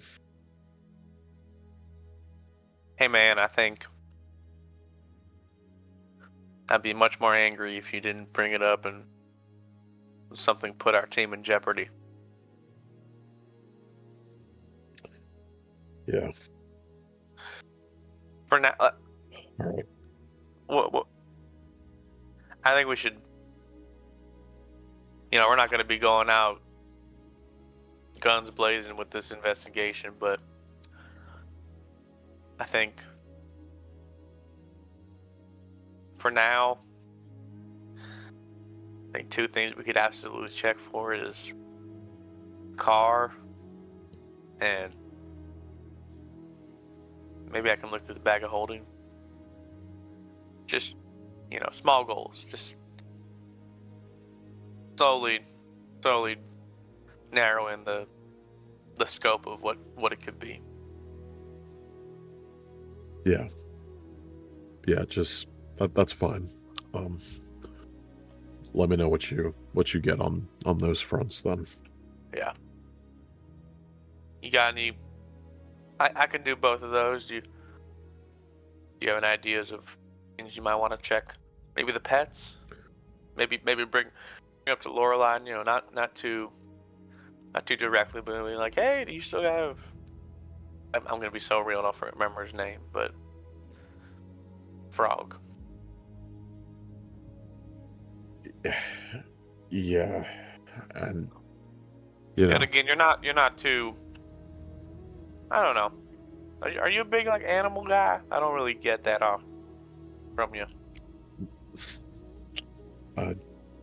No, not really. All right. I again, very stupid idea of it actually being the frog, but I think we both agree at this point that we would want to rule out everything that's not our teammates. But I'll be honest with you, Bo. I think he's telling the truth.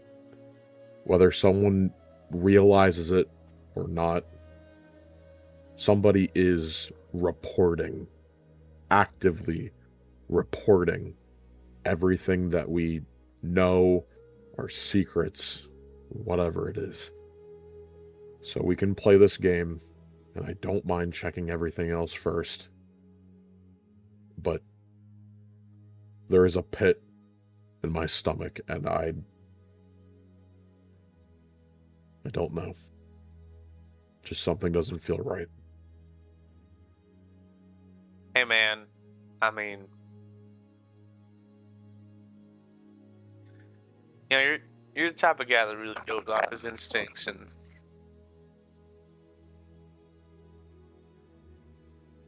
I would actually trust him. If you think it's someone in overtime, cut the bullshit. Start investigating. Because you've gotten this far purely based off survival instincts. And I'd say those are pretty well honed at this point with where you're standing. So, obviously, as being part of this team, I absolutely don't want to believe that it's someone, but if you're sure, we might as well just start at the source. About this. For now, let's forget we even talked about this. I'm going to think on this for maybe this next mission. We'll go about it, do what we can, and afterwards, I'll come back to you. And if what I'm feeling is honest and true, and I do think that there is someone who could be doing this, we'll start acting. But I don't think that it would harm us to at least sit on it just for a little bit. Yeah. Now, again,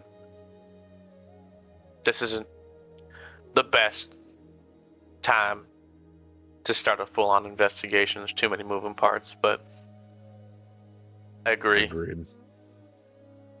I think I notice things pretty well.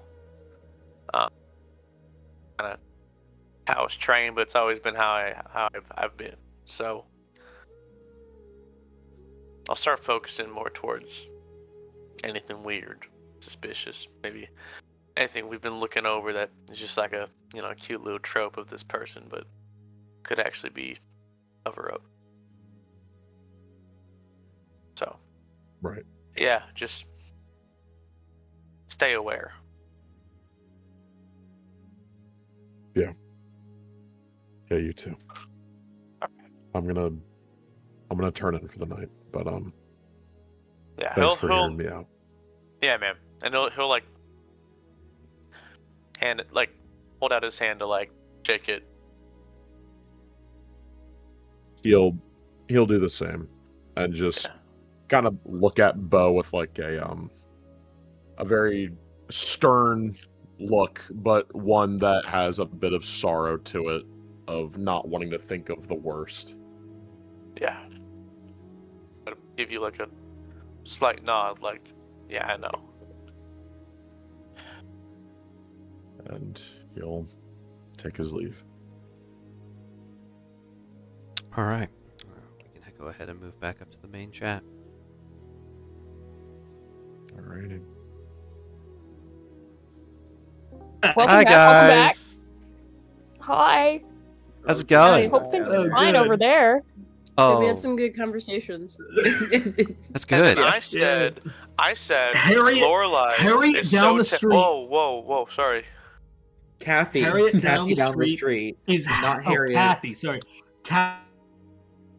Kathy down the street is having an affair, and that is what got Lorelai her apples. Also, we're stealing Dwell socks. Apparently. The fuck? And we're moving to the Feywild because I'm going to make us some bank. Also, we did find out that we did canonize that overtime has a chore chart. So As a what? That's so chore wonderful. chart. That's so wonderful, you guys. Pardon? To take care of the penalty. Honestly, we should make socks mingles to everything. Real. I agree. You're already making a cat pay rent. That's wild. This is exactly Making why a we have to favorite, enforce too. whatever Dwell and Sagoon are assigned to do that week. So, with that being said, I don't think there was anything else besides Dwell planting the acorn outside. All To my right. knowledge, no. So, Dwell. Yes. Do you walk out the front door? Do you slip out the back door? What's going on here? I Are you think climbing Dwell out just your window? walks out- No, Dwell's not that insane. I think it's just the disagree, front but door. Okay. Hey, jumping out your window is a very sane thing to do. Uh-huh, sure. Whatever you say, Sagoon. Dwell, again, you're not impeded by anything. You walk out the front door. Are you just doing this in the middle, and like right next to the building? Are you going into the woods? It is Probably currently going into completely the dark woods. right now. I've got devil's sight. No, it's not. Well, for you it might not be, Well, but yeah. for things that might be in the forest, that's another problem. But regardless, Dwell's an overconfident bastard. truly she Yeah. is. On the outskirts of the woods, probably. You step out the side, the lights from the town faded away over the hill. You're now alone with the seed, the acorn. The potential answer to so many questions.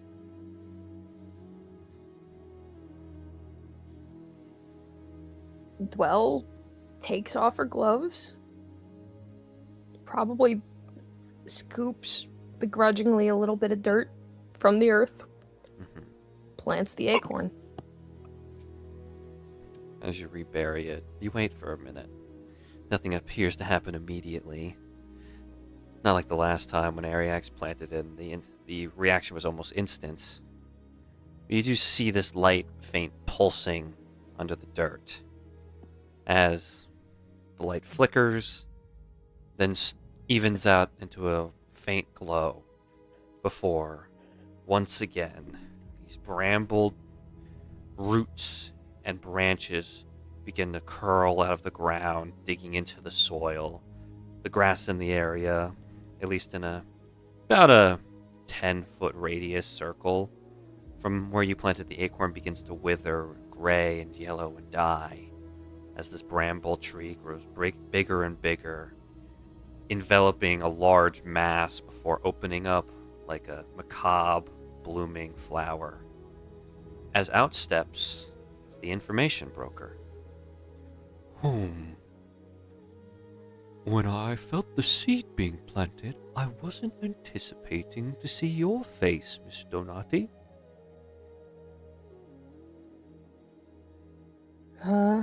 Who might I be talking to? Oh, you were there last time. I'm the information broker, an acquaintance of Oryx and Ariax.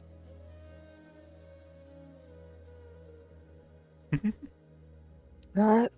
I don't suppose you have more of a name? Oh, no. Names are not a necessity in these times, in this era at least. Maybe in 1,000 years. Right. So how's this work then? What do you want from me? Oh, straight to business. I like that.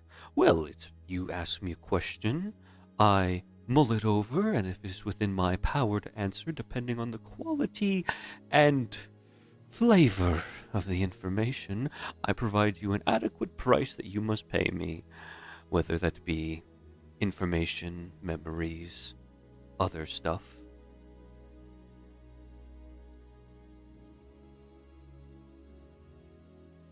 Alright, okay. Well, what I want from you is a running tab of any family member of overtime, alive or dead. Or a map that tracks their location. Even if it's just a spot that's marked. I'm afraid I can only provide verbal information. I cannot create artifacts like that would give you constant locations. Well, then could I have something that calculates their location through, a voice? No. Something to turn on and off, and I just hear the voice saying their coordinates? I cannot do that. I cannot create Oh, things well, like you're an that. all-powerful being who can't make a sending stone? Whoa. All-powerful. You are making many assumptions. My wisdom and knowledge is vast and not endless. There are things I do know and the things I don't. If I knew everything, I wouldn't need to request information or memories as payment. I'm not all-powerful. There are rules to these things. I can give you current locations, but if you require their active locations again, you will have to contact me and pay another price. Can I have... Perhaps... Are you able to see things in the future?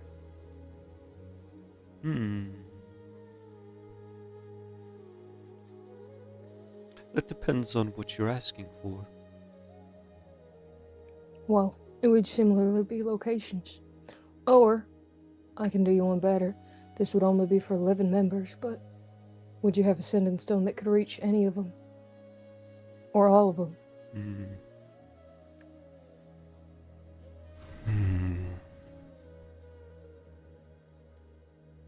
I could provide you 2 sending stones. You may contact 2 living members. I will provide you with the 2 sending stones here, and I will personally deliver the sending stones.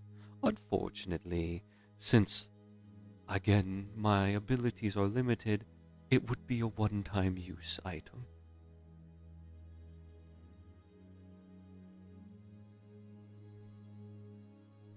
You will be able to contact 2 family members of Team Overtime of your choosing once.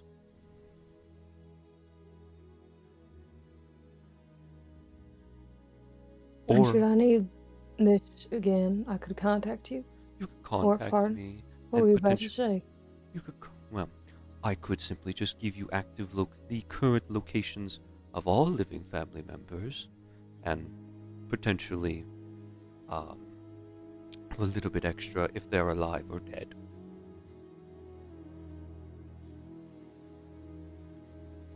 And what would you be asking for in return if I did agree to this?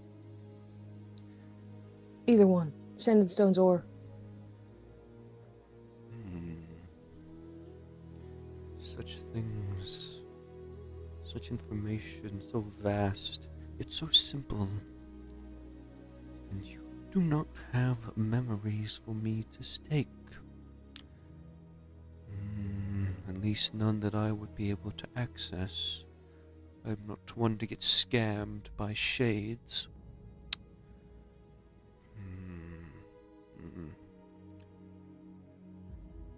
For the sending stones.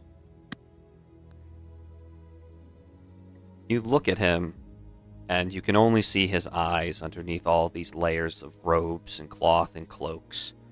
Again, like before, you can't see his mouth, but by the expression and the way his eyes squint and the way his pupils dilate, he's smiling under all those masks. Your blood. Of course, nothing more than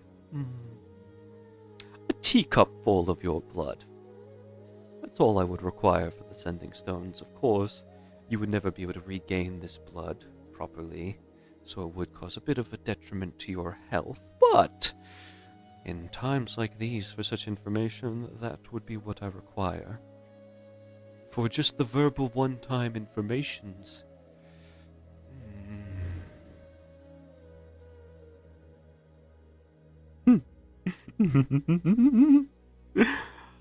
I think I will take the wyvern scale you have on you.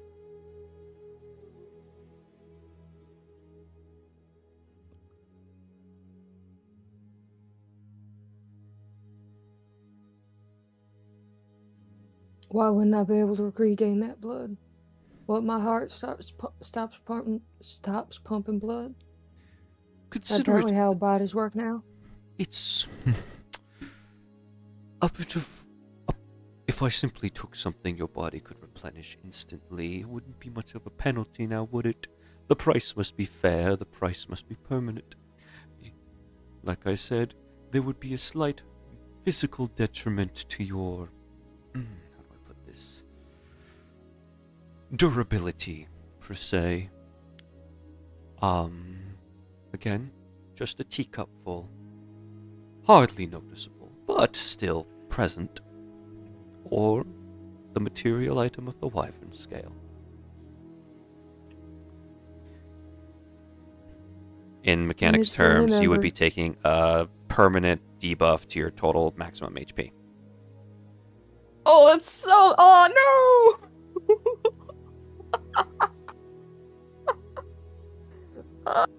Is a permanent debuff to your max HP worth a one-time contact.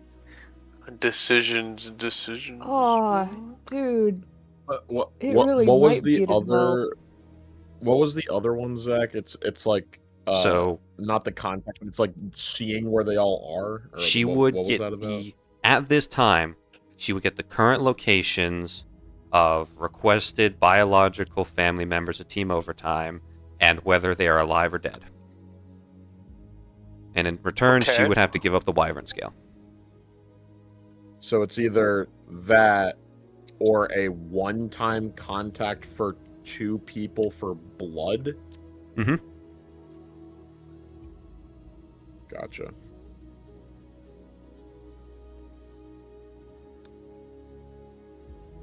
I hate that I'm actually considering it.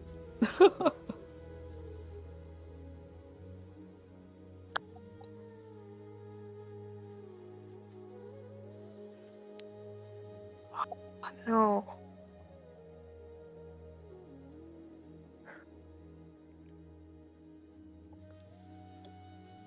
It's just a 1d8. And I will know you That's specified so biological. detrimental. I did? Okay. I did specify it, I suppose.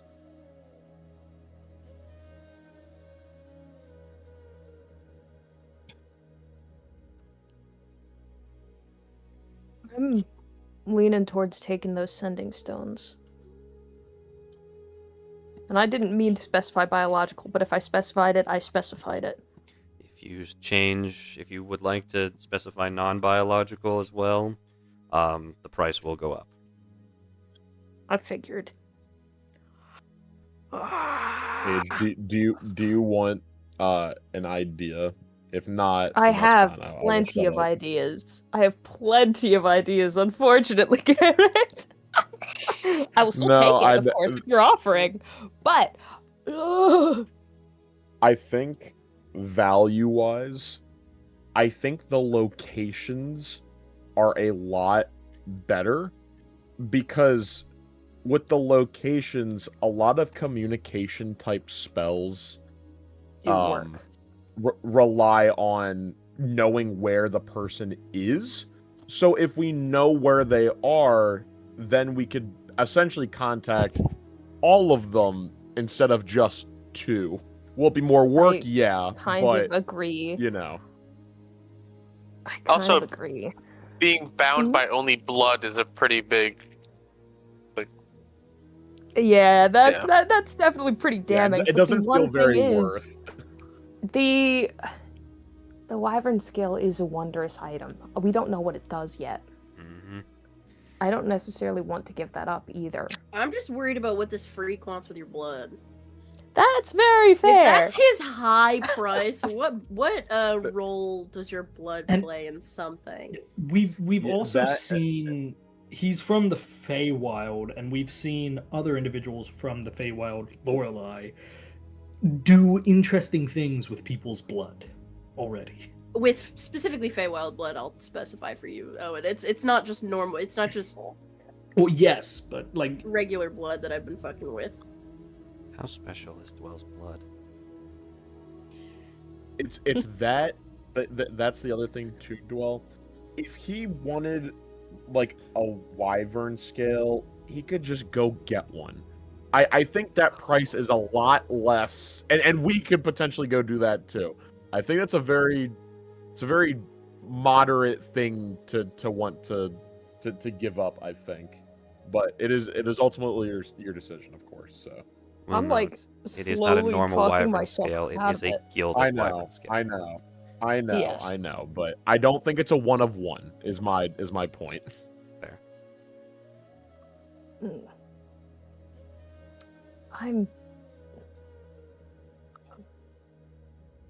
Is there any way Dwell could come back and make this deal? Yeah, I was about to say. If you would like if you would like to request a time to think about it, you may, or you may attempt to. I was about, yeah. Is it alright if I think about this? I've had a very long night. I suppose. Very long day. Have. I suppose I could be willing to spare another acorn for another one-time contact. I normally don't give these things out so willy-nilly, but with your group, I find myself more than inclined to do so. So yes. However, you only will get one more chance to contact me. And any time after that, these acorns, he just kind of makes one appear in his hand, will not be free. All you must do, as you've done here, and he tosses it to you, is plant it in the ground, and I will appear. so simple. Have your answer by then, and do not plant it a moment sooner. All right.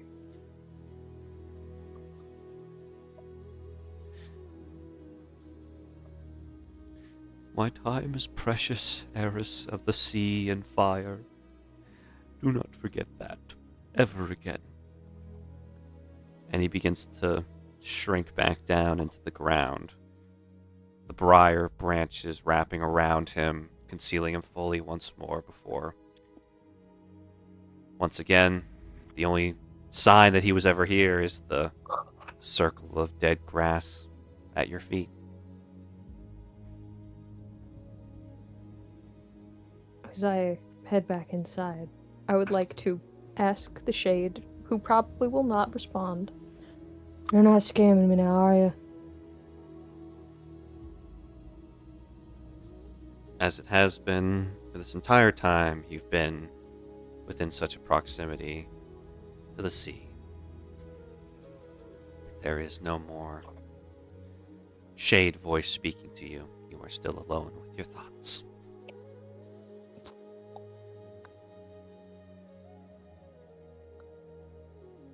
I think Dwell huffs their way all the way back to the room. It stomps up the stairs very loudly again. Slams the door. Dwell's back, everybody. Okay. Before we take a quick break, I have one more thing to do this evening before I let you all take a long rest. Bo, is there anything else you're doing before you head off to bed?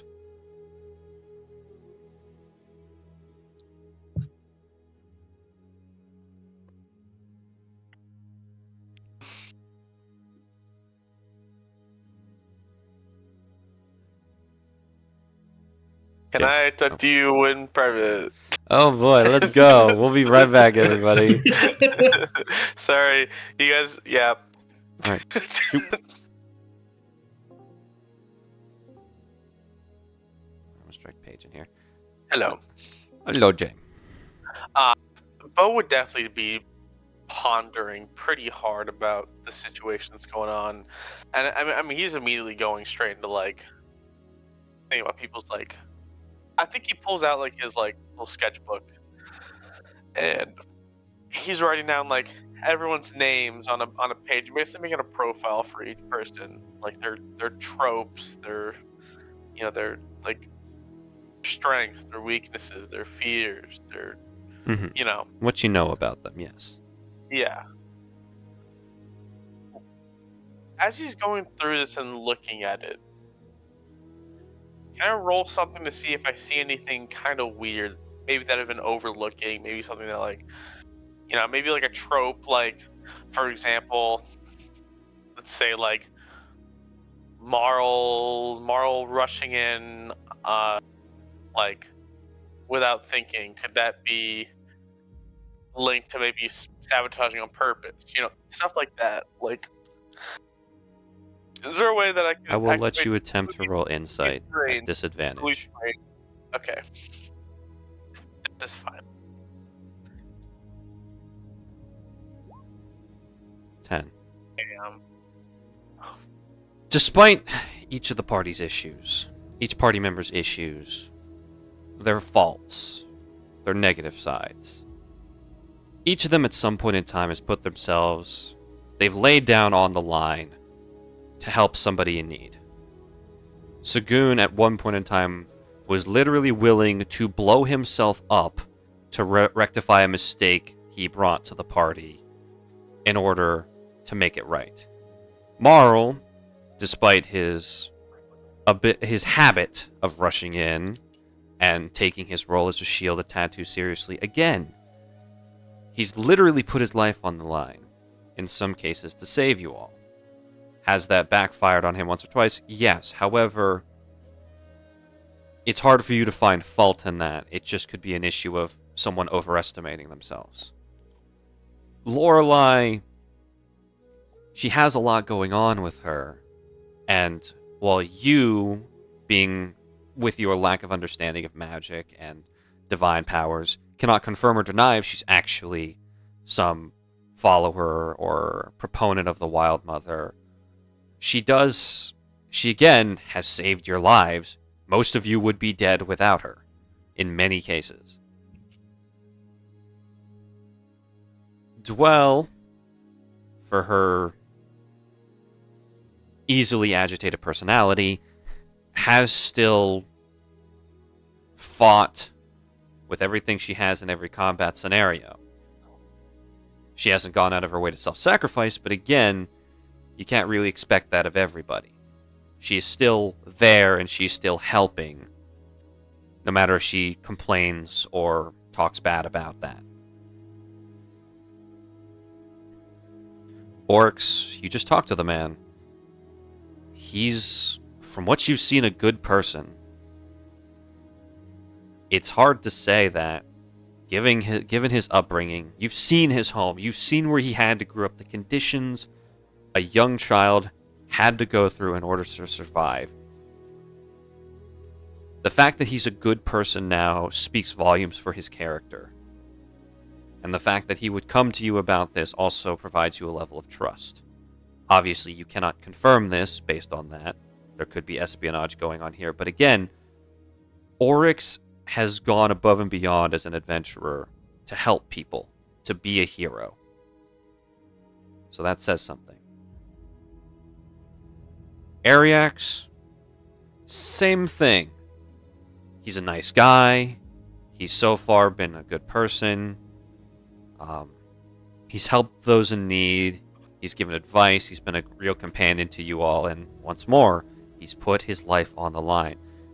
Again, that's not a confirmation of innocence, but it's really hard for you, given your experience, to see a spy putting themselves at risk of dying for the sake of their mission. Especially as often as all your party members have. You have seen them all do good. You've seen them all do great. Each one of them in their own way is kind, is a good person. You really have no idea where to begin with this investigation. Because either one of your friends is by far the most committed and dedicated spy and brave you've ever seen, the world has ever seen, maybe. Or somehow, some way, the Gallery has found another opportunity or another method to get all this in-depth information on all of you. You know, it's about the conclusion I was expecting. Yeah,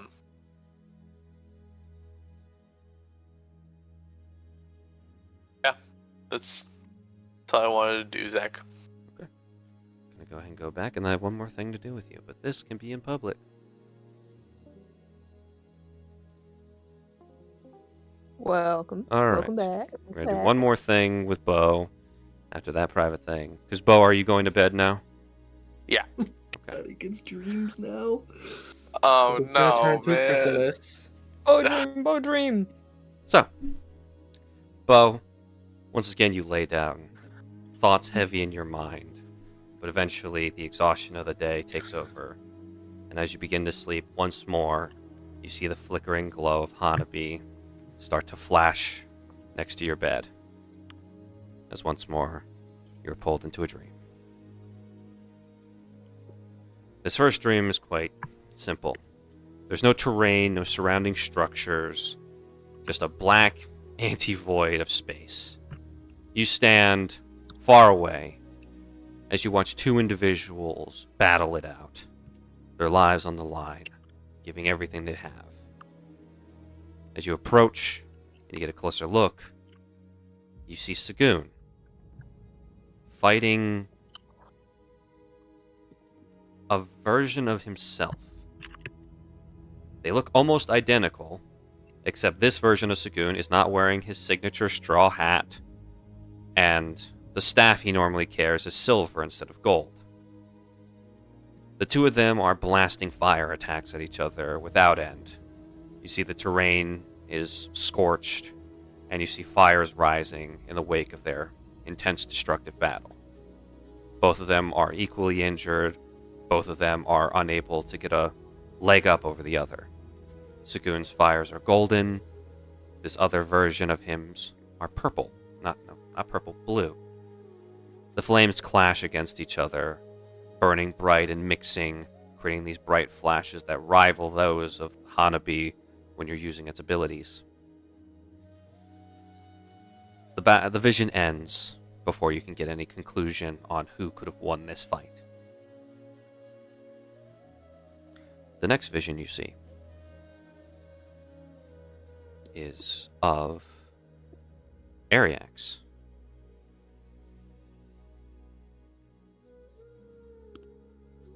Ariax stands in the middle of an underground chamber. Dark stone bricks riddle the walls, all carved with a very familiar symbol to you.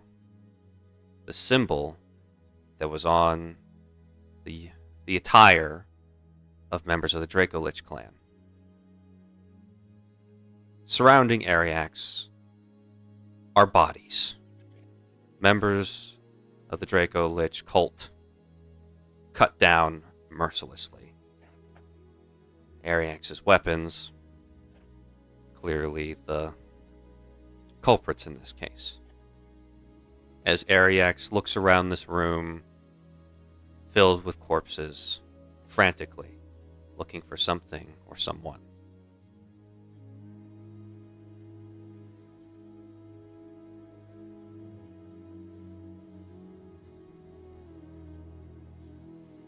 The final vision you see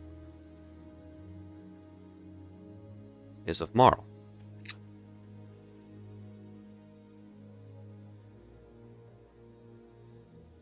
Once again, he is down below at the bottom of the bay in Coniston. He is at the portal, the remnants of it, that Proquera's forces were coming through.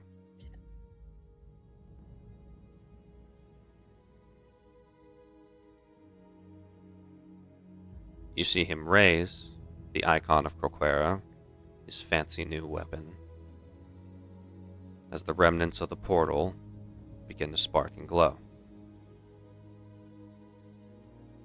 And once again, before you have anything conclusive, the vision fades, and you awaken. It is morning. And while the sleep was restful and a long rest was taken, once more you are left with more questions than answers. With that, we are going to go ahead and take a 10-minute break. We will return after my lovely players here have taken a long rest, and we'll see you all again at 10:10. Tintin?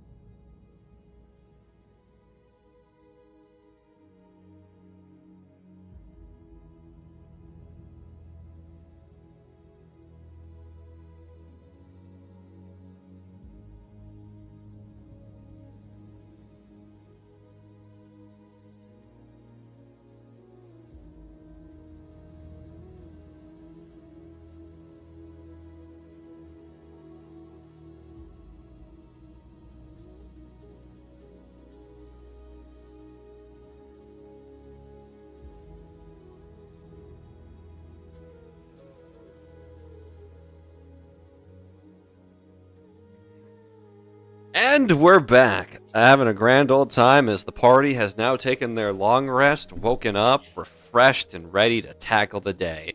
I say, knowing several of them have repressed and unrepressed trauma that they need to sort out, but who gives a shit? I don't. Anyways, who wakes up first? 10-10. What's up, Oryx? I do my morning routine. I'm sorry, I didn't mean to interrupt. Okay. Yeah, you do your morning routine. How many push-ups do you do? I think Oryx does a good. Roll me a D200. Oh. Wow. Really, You have to I really beat was that expecting. score with a strength check. This might determine if Oryx is a fraud or not. Let's see if we can put Oryx on fraud watch here today at Adventures It's of gonna be Avacia, a Heavenless 1. Sky. 79. Damn. That's fine. Respectable. You know what? Yeah, Out of honestly, 200, that's fine. Respectable. Fine. Oryx, there's a lot on your mind, and you don't quite get an even number of 80 push-ups in. But hey, 79 is still respectable. God says condescendingly. I'm a man who can barely do 30, so you know what? I'm not one to talk. I was gonna say double like a good amount, you know. Not bad. But yeah, so Oryx does his morning routine. Who's next? I think Bo is. Bo, you wake up in a slight cold sweat. Yeah, he kind of like Overtaker sits up like out of the coffin. Just bends at the waist. Yeah, swings his legs over to like hang over the bed, and he's just kind of like in the, you know, like you're trying to wake up, but you really can't. You're just kind of like slouching, sitting on the bed, just like preparing yourself to go, but you don't want to. It's like contemplation. And he's probably gonna stay there for a good like 5 minutes.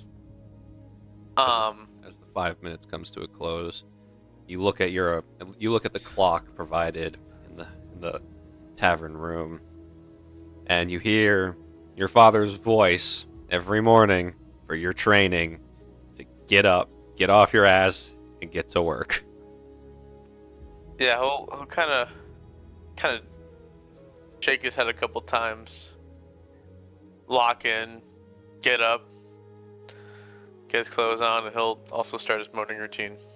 Excellent. Who else? Who's next? Me. Lorelai. It's a beautiful morning. Yeah, I wake up, do a good stretch, put the mask back on my face. Check see how my little toad friend's doing, actually. He is currently sleeping soundly. He's found a little spot on the windowsill where the sunlight would hit him first before anything. And you also see Sipo on the ground, also in a similar position, waiting for the sunlight to hit his wool coat.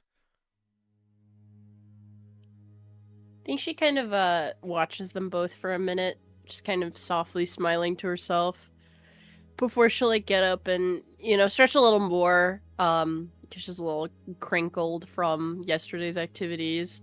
Before she'll just like very as quietly as she can, not to wake the other two in the room, just start, you know, donning her armor, getting ready for the day. Yeah, you get ready, and your two little friends will wake up. Sipo's not much of a talker in the mornings. You see him, he has essentially a little trowel, but it's filled with coffee. And that's what he's doing right now. And the three-eyed toad, the middle eye opens up. Yo, man. It's so early, why are we up? I just woke up a little early. If you want to keep getting some sleep, I won't stop you. No, the third eye is opened. I'm up. Oh. You want to stay here, or do you want to go to your usual spot? I'm going to my usual spot. Can't have you leaving without me. A smiling crouch and like open my bag so we can hop in. He kind of flops in on top of maybe some of your knitting supplies. Yeah. I give him a little pat. Happy little toad. Sipo finishes his coffee, and he'll follow you. Yeah, I'll as I'm going out the door, like open it for him so he can scuttle out. He does a little trot on out of the building, and he keeps walking along. No worries in his sheep brain. But yeah, you just heading downstairs, waiting for the others. Yeah. Okay. Who's next? I would like to wake up. Scoon. You wake up. It's a new dawn, a new day, and a lot more people out there to scam and get money from. I like to sit up in my bed, stretch like like every character in every movie does, with the arms over the head, just very dramatically, with the sun coming through the window. And Sagun is gonna meditate. Oh. Are you trying to clear your mind, or are you thinking about a specific thing? I want to see if I can kind of introspect where the golden fire is attached to, like, psychologically, so I can call on it more reliably. Okay. Go ahead and roll me wisdom. Saving throw or just flat like normal? Just flat wisdom. Okay. Oh no, not a clue. Nary a clue in sight, actually. It's a relatively new thing, and it's come to you in certain instances. The only thing you know is when you're focused really hard, that's when it appears. But even then, that's an unreliable statement. So, there's not much you can do there. Okay, I tried this the legit way. Time to buy some magic Adderall off someone in the street. Magic Adderall. That's crazy. Um, All right. I'm gonna head downstairs and, Okay. So there's only 3 of you left. Who's gonna be awake now?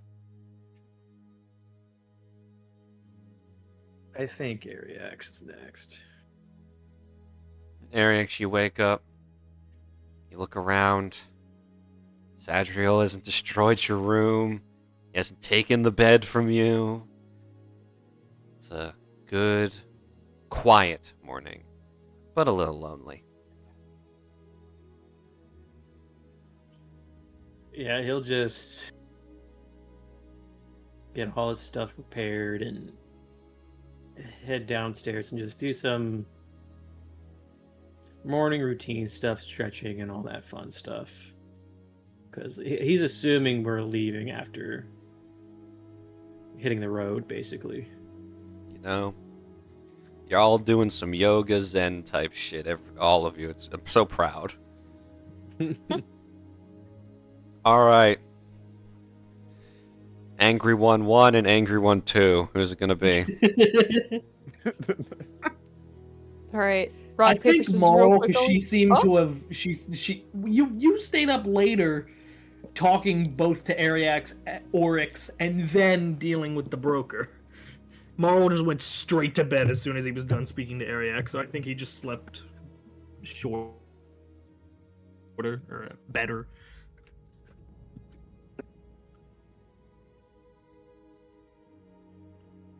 Well, then.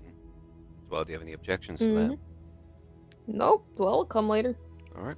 Morrow, what are you doing? Waking up, does his usual thing, runs his fingers through his hair, pulls back whatever he can, ties it up a little bit, and just heads out. Okay. Well, you had a rough night. Well, does the same thing that they do every morning. Gets up, messily applies red eyeliner around their eyes, goes downstairs, tired out of their mind. All right. You all eventually convene downstairs in the main dining area. Once again, a continental breakfast buffet. So you all can eat your fill and get ready. But you guys have to leave for Imridge now. Otherwise, you might be late.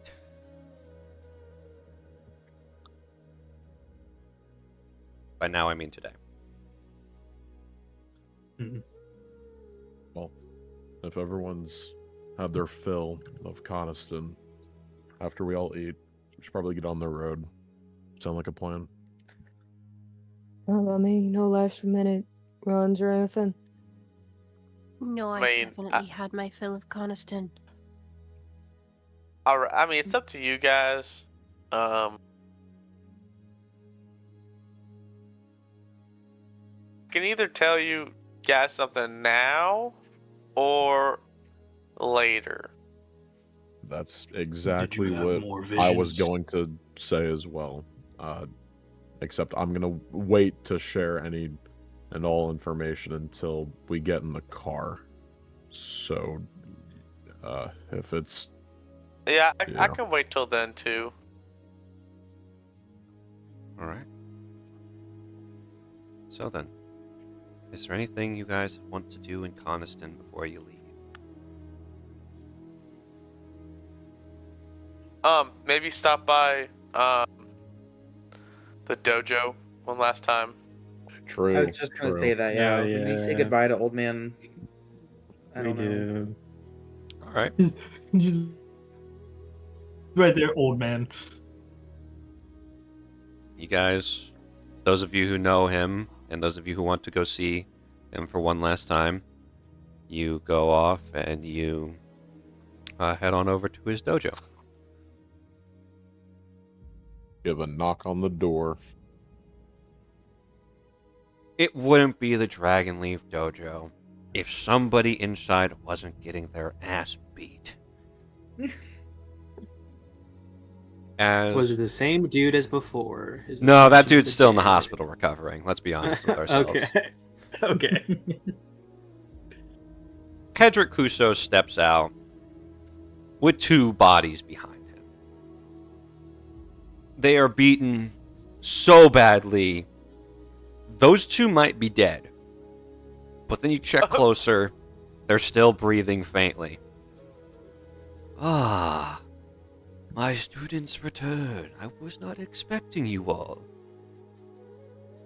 Mr. Kuso bows. Yeah, we're. Yeah, I mean, bowing. we all bow, Oh, yeah. bow in like Absolutely. Bow unison. unison. Yeah. Oh yeah. What are we bowing for? And a new I think- face I I was see. gonna punch 12. Rolled a hit. What the hell was that for? What? Curious to see Sagoon's unarmed strike. Oh, 1 second. Where's? I have not. I don't think I've ever clicked this, so I'm just not used to it. That's That's that's damage. Oh, That's oh, damage. oh, oh, Damage. damage. Okay. So okay, it's good to know that it doesn't do shit. Does Oh, a 17 damn it, hit no. 12? Yeah, because I don't have mage armor. Well, you take 0 damage. Yeah. It's a I fucking was saying, Master Master Kuso taught him well. Yeah. And immediately as soon as you hear Dwell not bowing before the master, you, Sagoon, on instinct, whether to save your friend from bodily harm or because you don't want anyone disrespecting the man, you just punch her straight in the arm. Perfect form. Your stance is correct. Unfortunately, you're still Sagoon Gaok.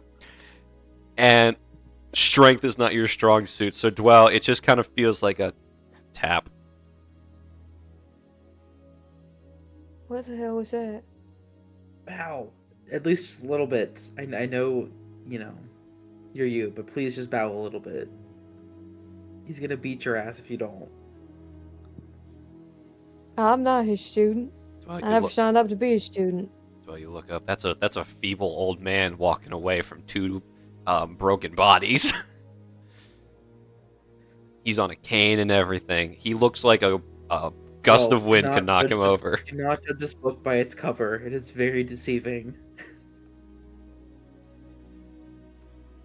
Sure. It's an old man. I'm still not a student. I don't know him any respect. Well, past the fact that he's an elder, but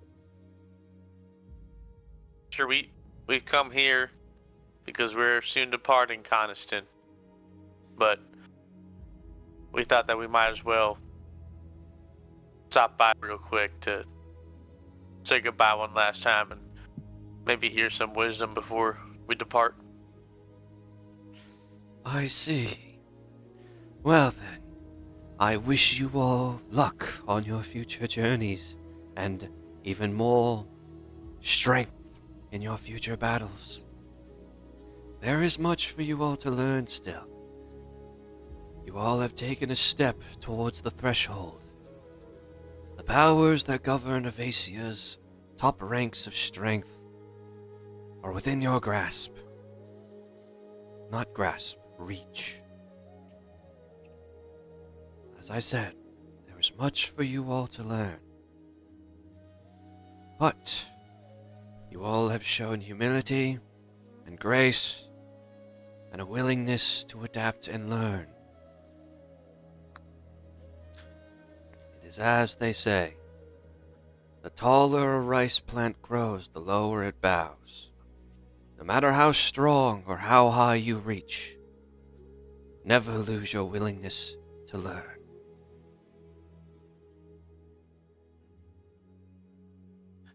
Thank you, Sensei.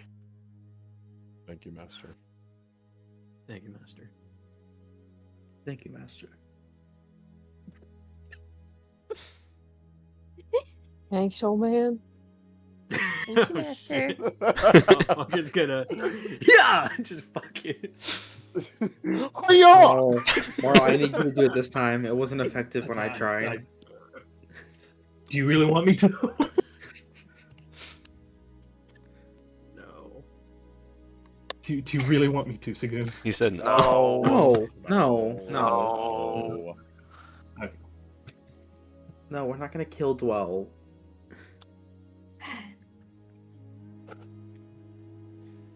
as he waves you all off and you all turn to leave.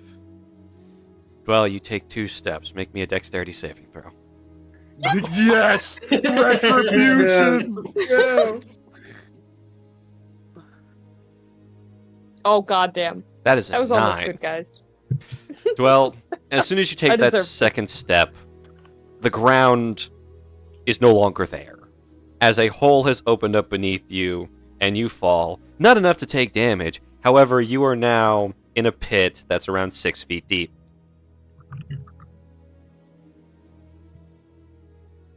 Right, I get it. Putting a young person in their grave. Kendrick Kuso Who's gonna get me out? is already turning, whistling, and walking away back into his dojo. Bro, with you're his not that cane. good of a whistler. Shut up. Well, do you have a death wish? I think Ariax like pokes his head through the hole, like sheepishly. You need help up? I can get up myself. Thanks. Okay. His like head like disappears from the hole. He like slingers back off. Yeah, look, I don't fear many individuals, but that monster, he scares me. Mm-hmm. He's scary.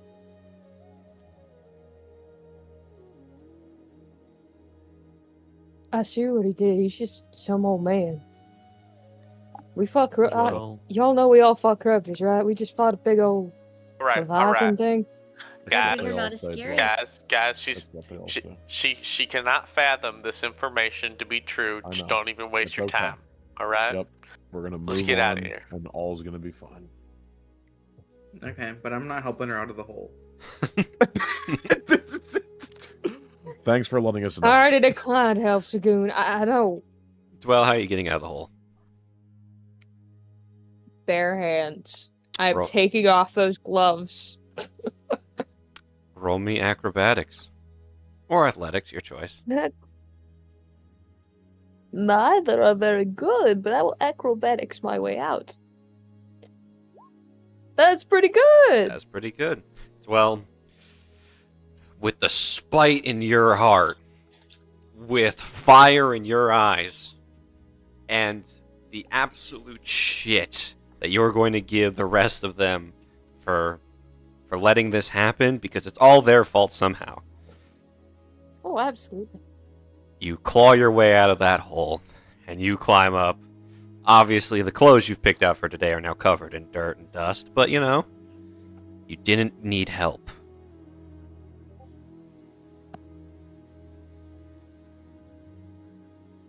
Bad day not have you know the spell.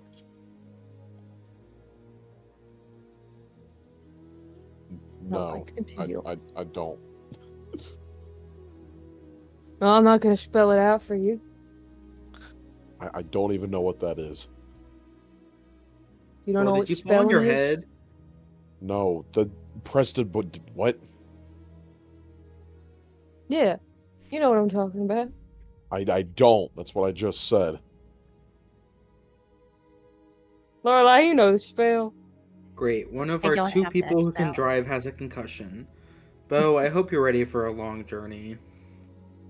Always.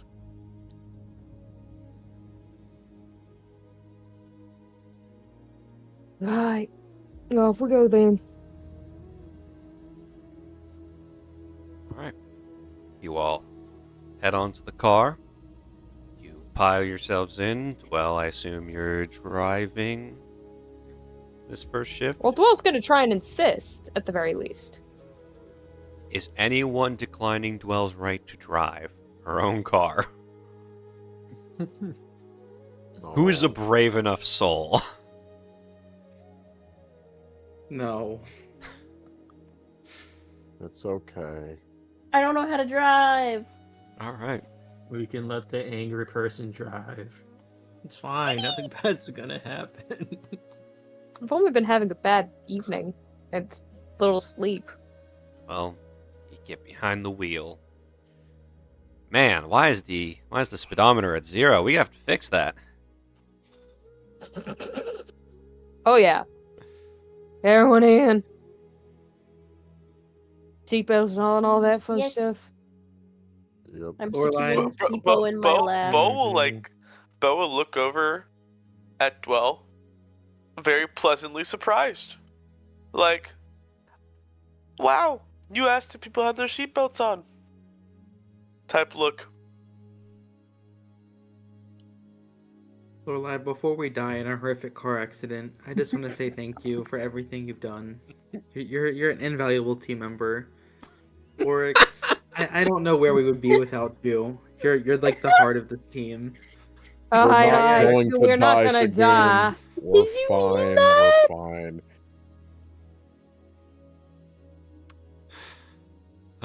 Do you mean I that? guess he did, and if he dies in this car accident that apparently we're gonna have, you're gonna cherish it forever, and I'm off like a rocket. Oh god. Is it pedal to the metal, or are you easing into the acceleration? Small ease, but immediately then pedal to the metal. It's- at first, Man, guys. thank you for the big distinction. At first, guys, it's a lovely time. Honestly, again, once more, you are surprised. Dwell doesn't immediately go 0 to 60. It's like for a good minute, it's 35 miles an hour. It's respectable. It's below the speed limit. And there go your hopes and dreams eating your dust, or in this case, Dwell's, as the acceleration hits. Yep. Bo will sternly look at Dwell. I fear I was born into me, but I'm not supposed to look over there. I'm a good driver, so I'm not. Why are you looking at me like that? Dwell, do you understand you have a former cop in the shotgun of your vehicle while you're speeding? I've understood that this entire time. Why is this now an issue?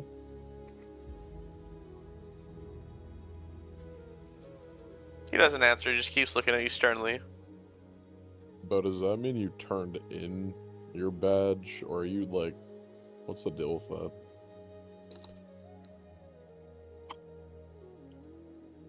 You know, if you want to be technical, did, but not in the sense of losing my status or any of that. It's more so like, you know, retiring for the time being. I pulled out. If you know, if I were to go back to Hogspeed today, they would likely take me like nothing happened, you know. But Gotcha. I'm taking my leave for now, and you know, maybe I will go back, but I've got no reason to right now. And honestly, this is, we're getting sentimental here, but this is the kind of journey I was looking for when I left. Glad to hear it. All right. So So, slow down. as you all are driving along, who's going first with their lovely news? Oryx or Bo? Yeah, Oryx will kind of like break the silence after like a while of us driving. All right, well, don't mean to sour the mood anymore, but I guess we should probably start talking about everything that's been going on. And Bo, you seem to have some information too, so Yeah, is everyone awake? I don't think any of us can be in a sense of relaxation as we're speeding along the fucking trail. I want to know before I go. I'm not asleep.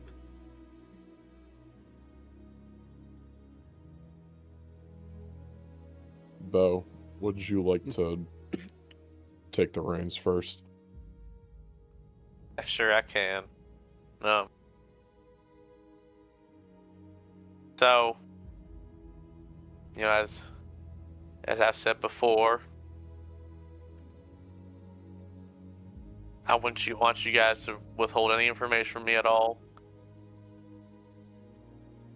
What you think my reaction would be, because we're a team. You might know where I'm going with this, but I had a series of dreams. Ugh.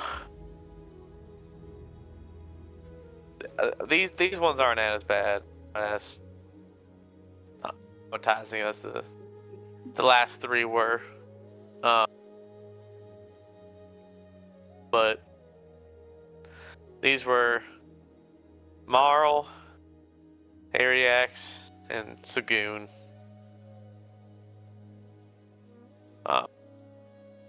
Luckily, these definitely aren't, you know, as heavy as the other ones. You know, maybe more figurative or like up to interpretation. But you know, these aren't as brutal, at least. So I guess this time, before I say anything, are you guys all comfortable with me sharing the information, or would some of you guys rather I just kind of tell you in private?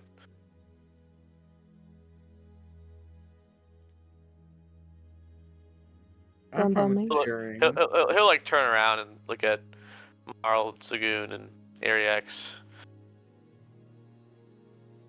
Yeah, I'm fine with that. I mean, yeah. I don't mind being said out loud.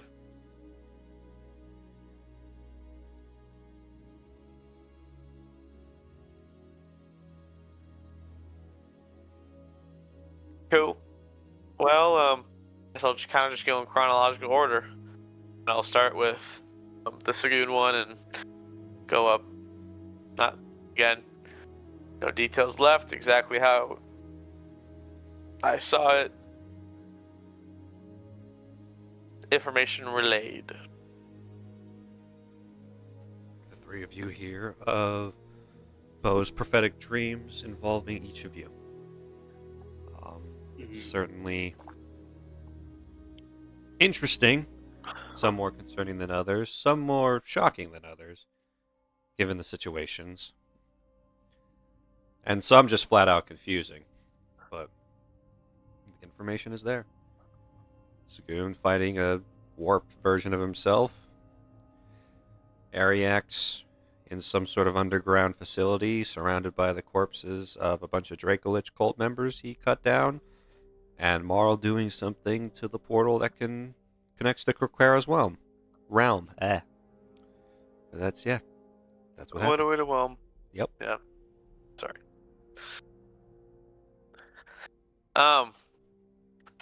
So that's what I got. I mean, you know, from what we've learned so far, feels like we can't really ignore these. They usually have some sort of truth to them. So I don't know if these make any sense to you guys. They're honestly just pretty confusing to me. It's kind of hard to kind of find any meaning to it. So, but yeah, I don't know. Anything come to mind for you guys?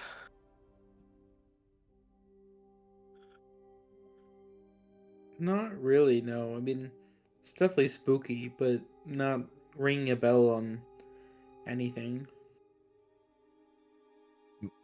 Who exactly was Sigun fighting just a different version of himself? Yeah, it was himself, but he was shooting blue stuff instead of gold stuff. Yeah, that's definitely not me. I don't like blue. Yeah, also his staff was like silver instead of his normal one.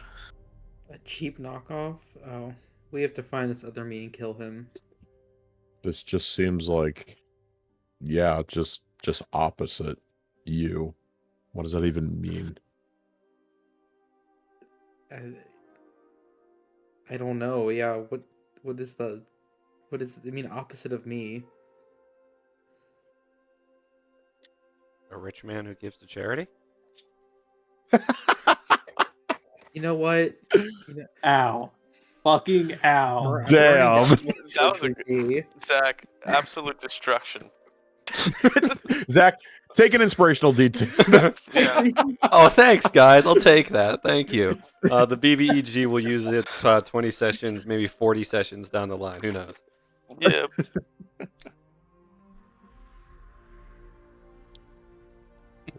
On top of that, Ariax, you taking on Dracolich cult members. It's, you know, any regards to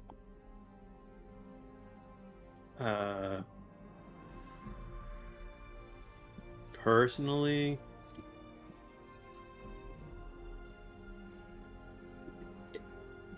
I can't really draw. The only connection I can really draw to is that they have, ever since I've been with you guys, they have been brought up to me more and more. So it's definitely concerning, to say the least. I keep forgetting. Oryx, I got something that I think you might know more what to do with. When we have to stop, or I can bone I swap out. Oh, alright. Yeah, I don't mind. Alright.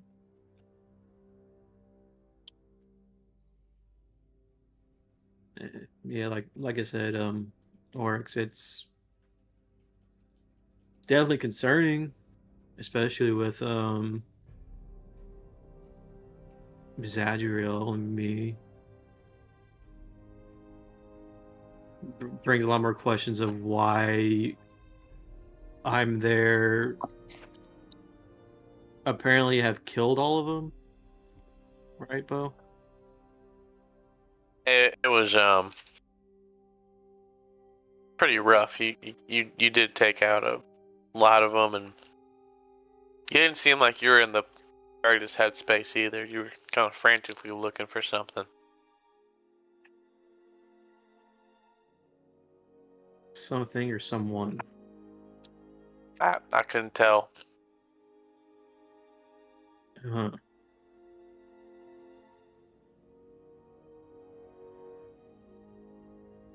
That is a lot. Marl, anything in regards to?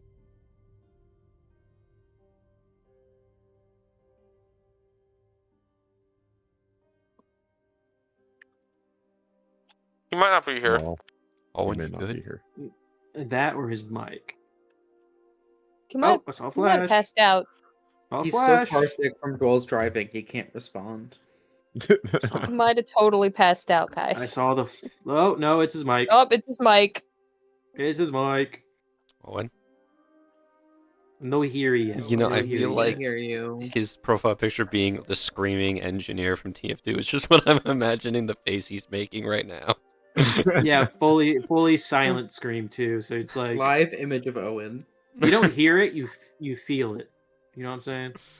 Oh no, I can hear it. That's an image I can hear. I played engineer a lot during TF2 era. Oh.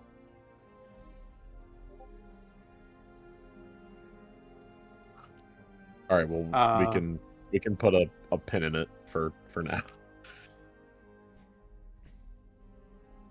Well, regardless,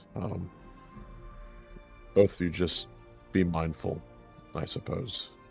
Just stay on your guard, and I don't know. These visions are something to be mindful of, as we've come to realize. So,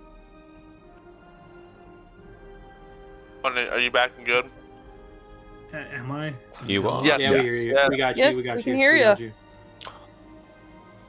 Ooh. Oh, good. Now it says my fucking Discords are like really high ping. Why? We can hear you though, so that's good. Yeah, I can hear you too. It's just Mhm. really, really like scuffed on my end. Mm. I'll re-ask the question if you're you- available. What was the question again? Sorry. How do you feel about what was said in Bo's vision? For yours specifically. There's only so much I can do with the knowledge of whatever. Doesn't say why I would go back down there with, and it doesn't say what I'm doing. I'm not gonna worry too much about it. I've got too much to worry about as is. Right. I think I don't disagree with that, but fact is that maybe it's some indication that you might be tested, maybe offered some power. You know, just I just be mindful of it. You know what I mean? That's what I think. Yours is probably the least, you know, confusing to me at least. What I'm kind of picking up is, you know, that could be a possibility of a future where maybe the power overtakes you by greed or something that you want to get, or it offers you a deal, and you know, Greed. yeah, don't. I guess be mindful of your new powers there.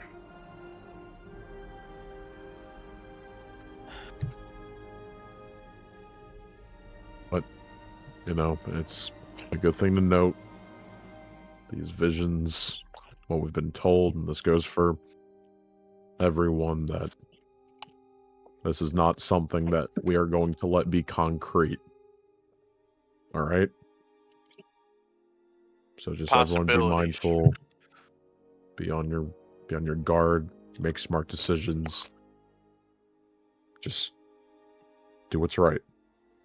And that's as much as all of what we can ask of you to do. Marl, you had something? Sorry, not Marl. Oryx, you had something you want to talk about? Yeah, I was about to say. Yeah. Wanted to discuss what happened yesterday. I was swapped, and I was put in the Wyvern room, and I was confronted by another corruptor hybrid. Another member of the gallery. And he told me a lot of information that I don't think he would lie about. He gave a little too much information. I got as much questions in as I could, and for sure we should still take it with a grain of salt, but I wouldn't see in that situation why he had any reason to lie. The whole reason he brought me in there was just for that information. So I wanted to go over what he gave now to you all so that we're on the same page. I want to not leave out anything in between us, and I just want full transparency. So if you guys will hear me out, I'll give everything that I have.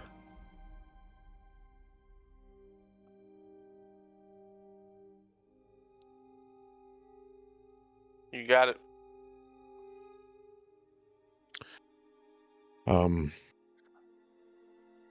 I'll tackle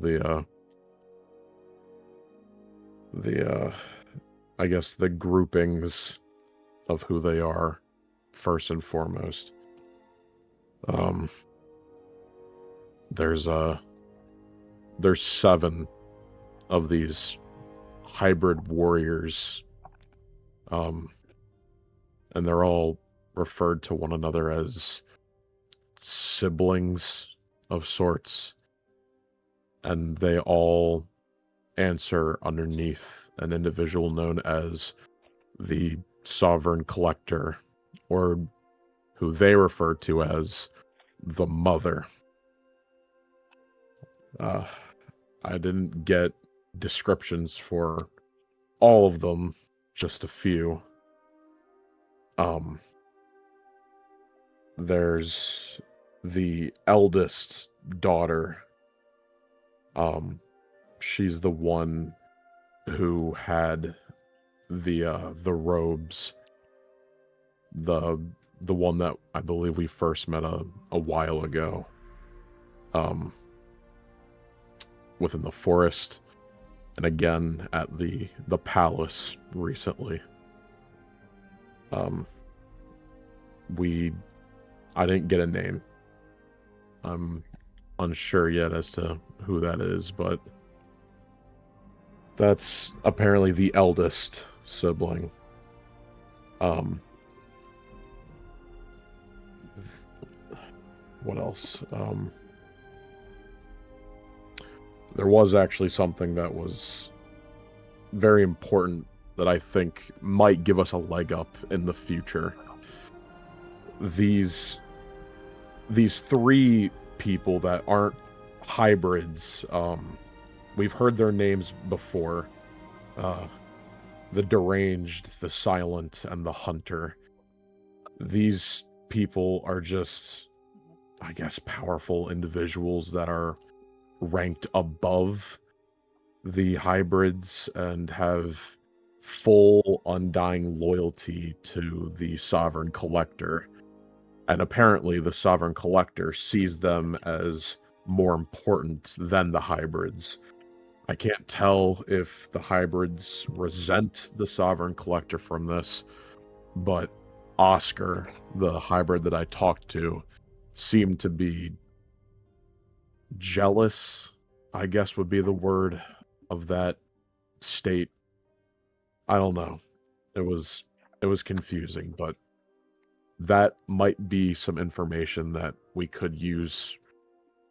I'm just not too sure yet.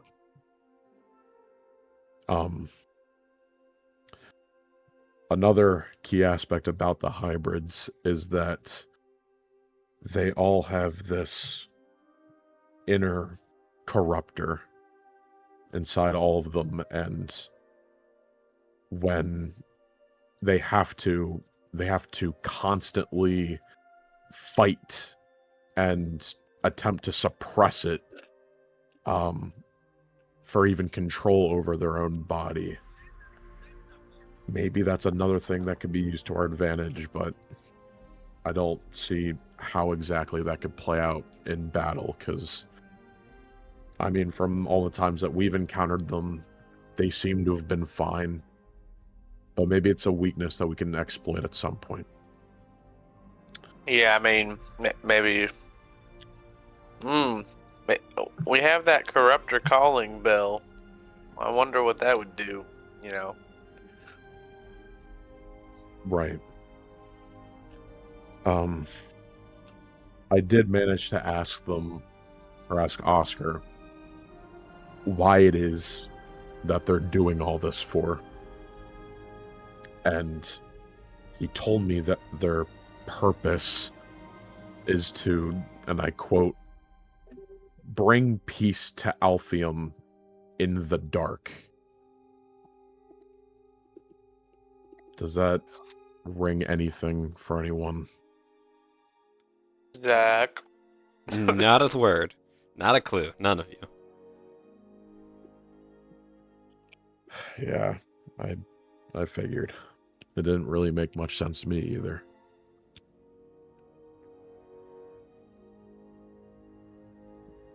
I mean, am I missing anything? Like, is Alpheum not peaceful?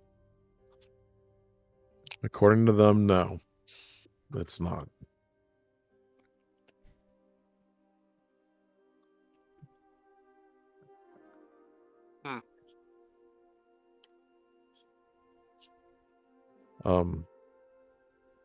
So whatever that could mean, maybe we'll get some hints along the way that can lead us to what bringing peace to Alpheum in the dark really means, and that might give us a leg up in stopping whatever that plan is. In terms of the hybrids as well, I think we kind of already gathered this, but each of them have a special innate ability. I don't know if it's specifically tied to them being a hybrid, or if it was a trait that they had when they were still humanoid, or fully humanoid. But apparently that's why the Sovereign Collector chose them for their purpose. So their powers might be a bit more specific and needed than we might realize. So maybe that could give us some hints as well. Is the guy you went against just the swap thing, or is that just an aspect of his thing? Do you know? I don't know. He kind of talked about the fact that he can do that, but I don't know if that's the full extent of his power or not. But it's far beyond what I can do with this ring, so the guy definitely has some skill.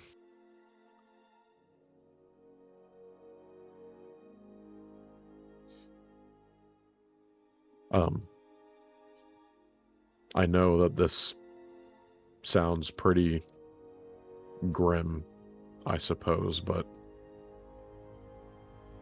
I don't think that we should let any of this discourage us. Yes, they might have this plan that no one is privy to yet, but I think we've done more to work against the Gallery in the past few months than anyone ever could hope to get. Everyone here in this car is strong, not just in mind or body, just everything. You all have proven that each and every one of you has the capabilities to take on any challenge that you face.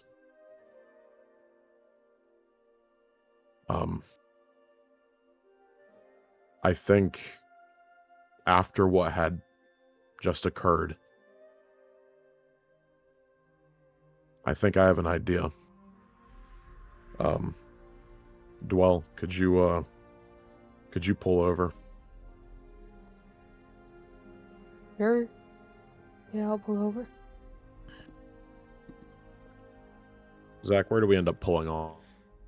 Along the side of the road, it's a pretty empty path. You guys do see that there is a lake nearby, probably about, I'd say, a 5-minute walk from where you are. That's about it, though. Nothing too of note.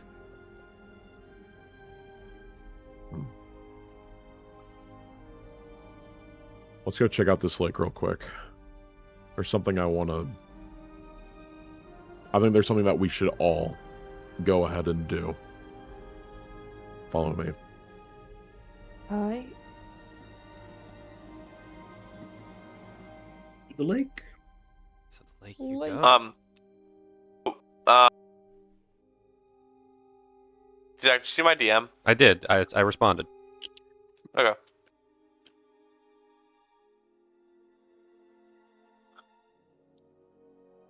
Do we arrive, Gaki? Yes, you Yes. all arrive at the lake pretty quickly. It's you guys we're just at the ocean, so it's kind of underwhelming. The water's not crystal clear blue. It's a little bit murky from silt and clay within it.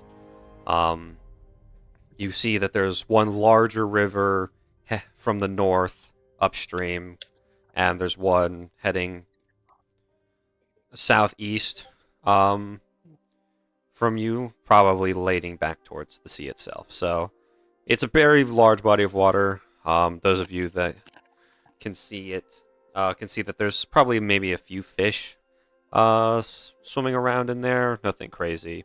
Dragonflies, horseflies, etc. It's a typical happy, peaceful piece of nature. He'll turn to the rest of the group and continue. Like I said, I think everyone here is strong in their own right. And everything that we've gone through proves that fact.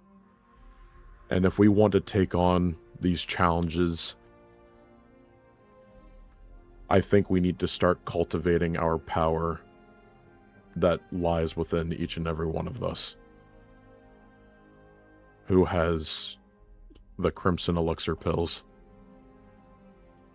I thought you would never ask. Well, I guess do the rest of y'all even remember we had these? No.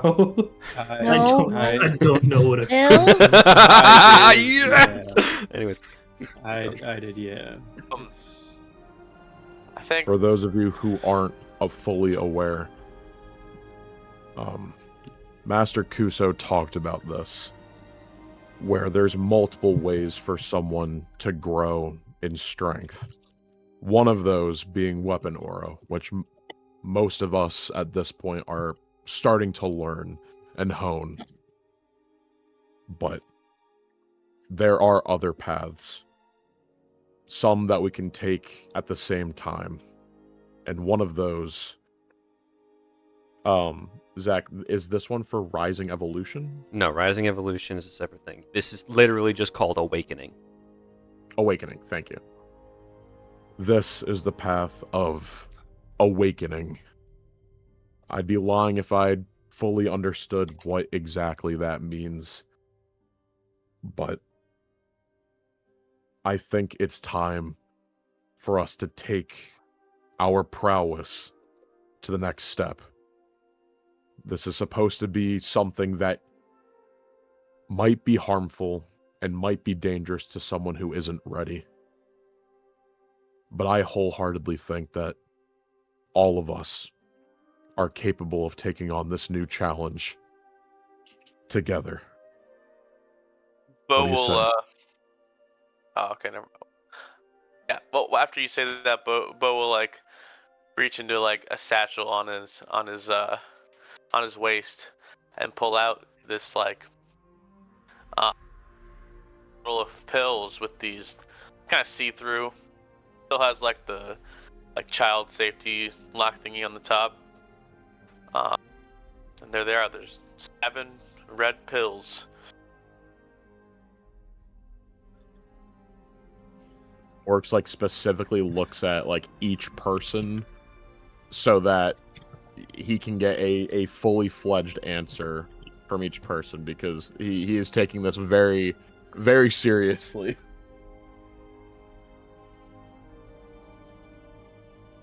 What is awakening? That's just it. We don't really know. All that the master said was that this is how you can awaken one's true self. Zach, is there any other pieces of information that he gave that would be privy? 1 second. I'm quickly pulling up something about it. Cuz Oryx will relay this. yes. Well, this is also labeled on the pill bottle you guys found in the dungeon. Oh, okay. So, the label on the bottle states, a creature can only consume 1 crimson elixir pill. Consuming a second pill will cause your internal energies to lash out against you and destroy your body, thus resulting in death. In order to undergo this process, you must undergo an isolated and focused meditative state. You gather your internal energies, allowing your body to begin undergoing one of the 4 awakening stages. This pill will allow you to bypass the first stage. Before consuming the pill, you must understand how to manipulate some form of internal energy, ki, weapon aura, mana, etc. So, for those of you, which I believe right now is only Bo, it is not required, it is just recommended. So there will be risk involved if you take the pill without being able to use weapon aura or magic. But that is entirely up to you. It's literally only me. Yes, because Ariax may not have weapon aura, but as a ranger, he knows magic. Okay. But you know what? I believe in Bo, because Bo has honestly never let any of us down. So far, no. So far, Bo has... You guys better knock on wood right now. You guys shut up. I'm not. My desk is made of wood. I've knocked on wood. So basically, if the meditation process is interrupted, your internal energies might start to reject you itself, and that also can cause severe injury and or death. So, while taking the elixir helps increase the chances of success during the cultivation, it is advised that the individual attempting to begin this journey be prepared for the additional inner trials that come with each stage. One final note on the bottle. This is just one of the many elixirs that exist within Avacia. Elixirs come in all shapes and forms, from plants to potions and, of course, pills. Every person is different, therefore different elixirs will benefit some more than others. I implore you to go out and search for them in order to improve yourself, and make sure to have fun while doing it. Drugs, kids. Who the hell writes that on a pill bottle? Someone Yeah. probably has seen a lot and doesn't take things seriously anymore. So. Alright. With that said, as you all have found this isolated location, Oryx, are you suggesting y'all just pop the pill at the same time, or are you guys gonna have somebody... Pill party. What I was... Oh yeah, what I was gonna say was probably do it like a 1-by-1 thing, so that if something does go awry, the rest of the party can be there Yeah, to aid. we should definitely have 6 trip sitters. Trip sitters. Okay. All right. Wow, that fully Glad broke you me for found a that second funny. there. Bo, take a D8 of inspiration. Yeah. Oh man. Okay. Wow. Oh, deep breaths. So, that being said, as Oryx looks at each of you, did my music fucking stop? I swear. No, it didn't. Okay, I was just laughing too loud. So, with that being said, as Oryx looks at each of you, I'm going to go down the list and you guys can give Oryx your answer. So I'll be going off of the Discord list. Do people have a preference if I start at the top or bottom? So basically, am I starting with James or am I starting with Owen? I think because he's the only one without. I think he'll go last. So then, Marl. Oryx looks at you. How do you respond to this?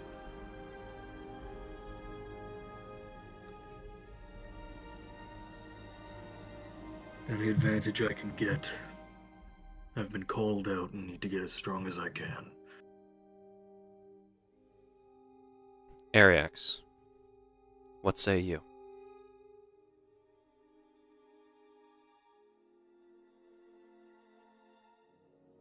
I think he looks at the pills, looks at Oryx, and he just extends his hand out for the pill. Let's do it.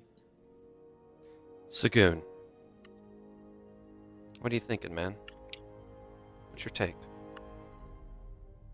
You know, anything to help the party. I can't see why not. Lorelai, it's not a medication you ever heard of. Yeah, she looks freaked the fuck out right now. Or she's staring at you like you've grown 2 heads.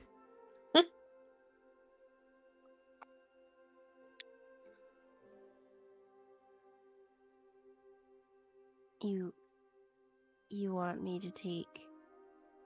You want everyone to take mystery pills that might make us stronger? Look, you all know me, and the fact of I'm a very careful person. I don't take risks that I don't think would benefit not just myself, but everyone around us. I have full and unbridled faith that this can make sure that we can carry out our duties as Team Overtime in the best possible way. And if something happens, I will take full responsibility. You have my word.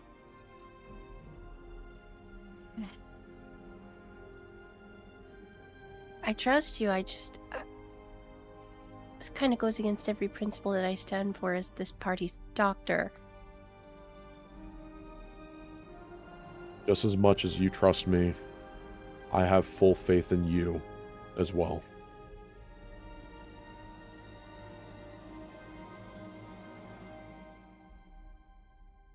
No pressure. I'm not going first. All right. Dwell. It's not gonna change who I am fundamentally, right?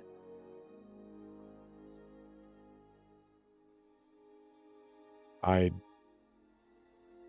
can't answer that. I'm sorry.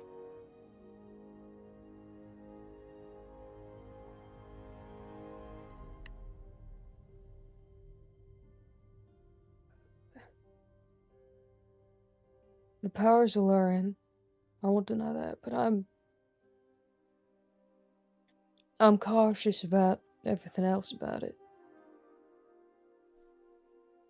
Here's what I will say. With everyone else's worries and doubts, I will take the first pill.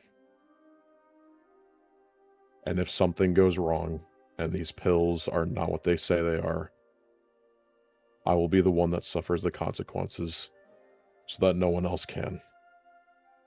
I've been sitting too long and being fearful for outcomes that I cannot predict. I realize I need to stop being so close-minded. I'm willing to do this for you all.